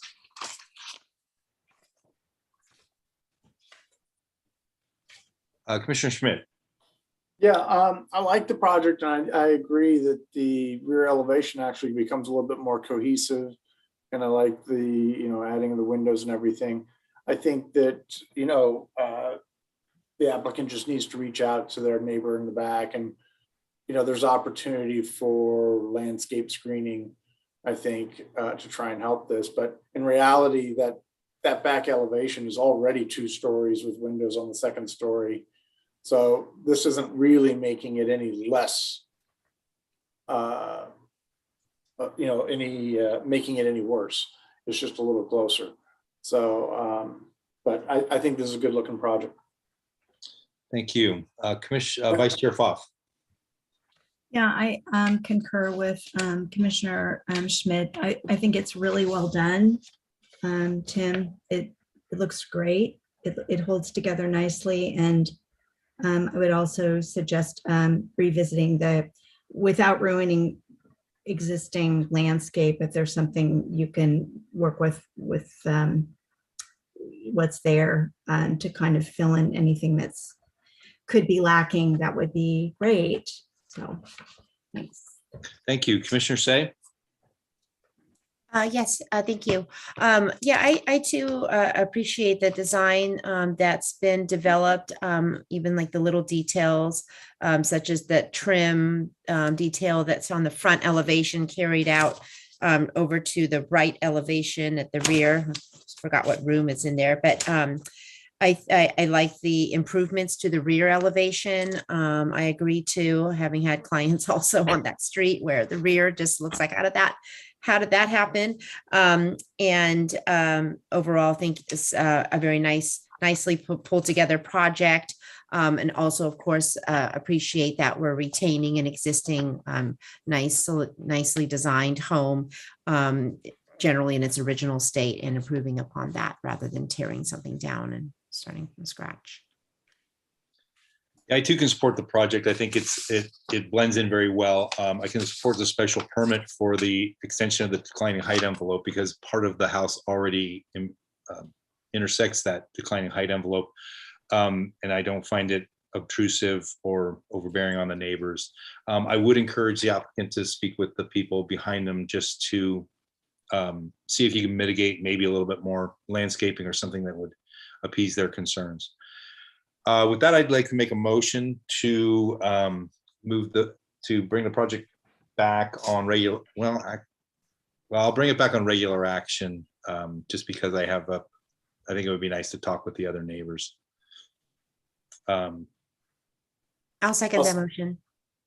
Okay, so we have a motion by Chair Gall and a second by Commissioner Say. Any discussion on the motion? Seeing none, I will ask for a roll call vote. Commissioner Camerata, Aye. Commissioner Schmidt, Aye. Commissioner Say, Aye. Vice Chair Pfaff, Aye. Chair Gall. Aye. Motion passes 6-0-0-1, and this is not appealable. All right, then we will move on to agenda item number 10, Commissioners' reports. Are there any Commissioners' reports?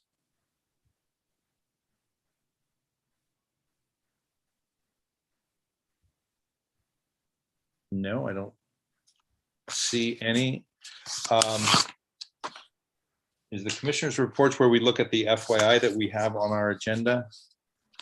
That is Director's reports, and there is an FYI at 2758 Summit Drive. I actually would like to pull it, and the reasoning is that the landscape plan that I had asked for to be developed a little bit further along the right-hand side has just added one 15-gallon tree. So I'd like to see that developed a little bit further. So I'd like to pull it and bring it back. Okay. Vice Chair Pfaff, did you also have a Yeah, comment? I had a similar, I was kind of surprised just to see the one tree there, because this has come up over and over again. So it would be really great if we could talk about that again. Thanks. Okay. And is that it on the director's reports? I'll just add, there weren't any planning related matters on the last city council meeting, but in case anyone had heard, the city council in their last meeting did discuss a ballot initiative that will be put on this November ballot for increasing the business license tax to make it a tiered structure. Right now, it's a flat $100 for all businesses, regardless of size. This would be a tiered structure of either 200. Wait, let me make sure I got my notes right here. 200, 300, or 750, depending on the size of the business. There would also be a cannabis tax for any cannabis delivery businesses that are locating here in Burlingame. So those would be both coming to the voters in November. Will there be public hearings on those prior to the ballot initiative? I mean, or was there going to be discussion? There has been already. So there was quite a lot of discussion on the structure of the business license tax in particular.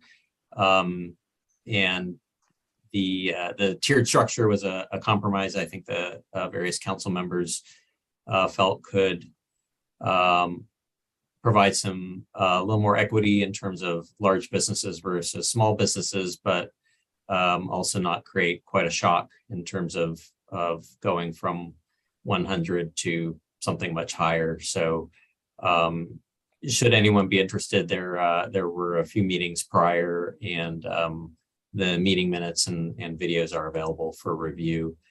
But beyond that, it was the council putting it on the ballot for the November agenda or the November election.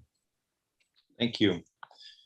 All right. Then if we have no further discussion on any items, I will adjourn the meeting at 9:18 p.m. Thank you guys for coming tonight, and we'll see you. Thank you. Good night, everyone. So. Enjoy your vacation. We will not have another meeting in July. We'll see you in August.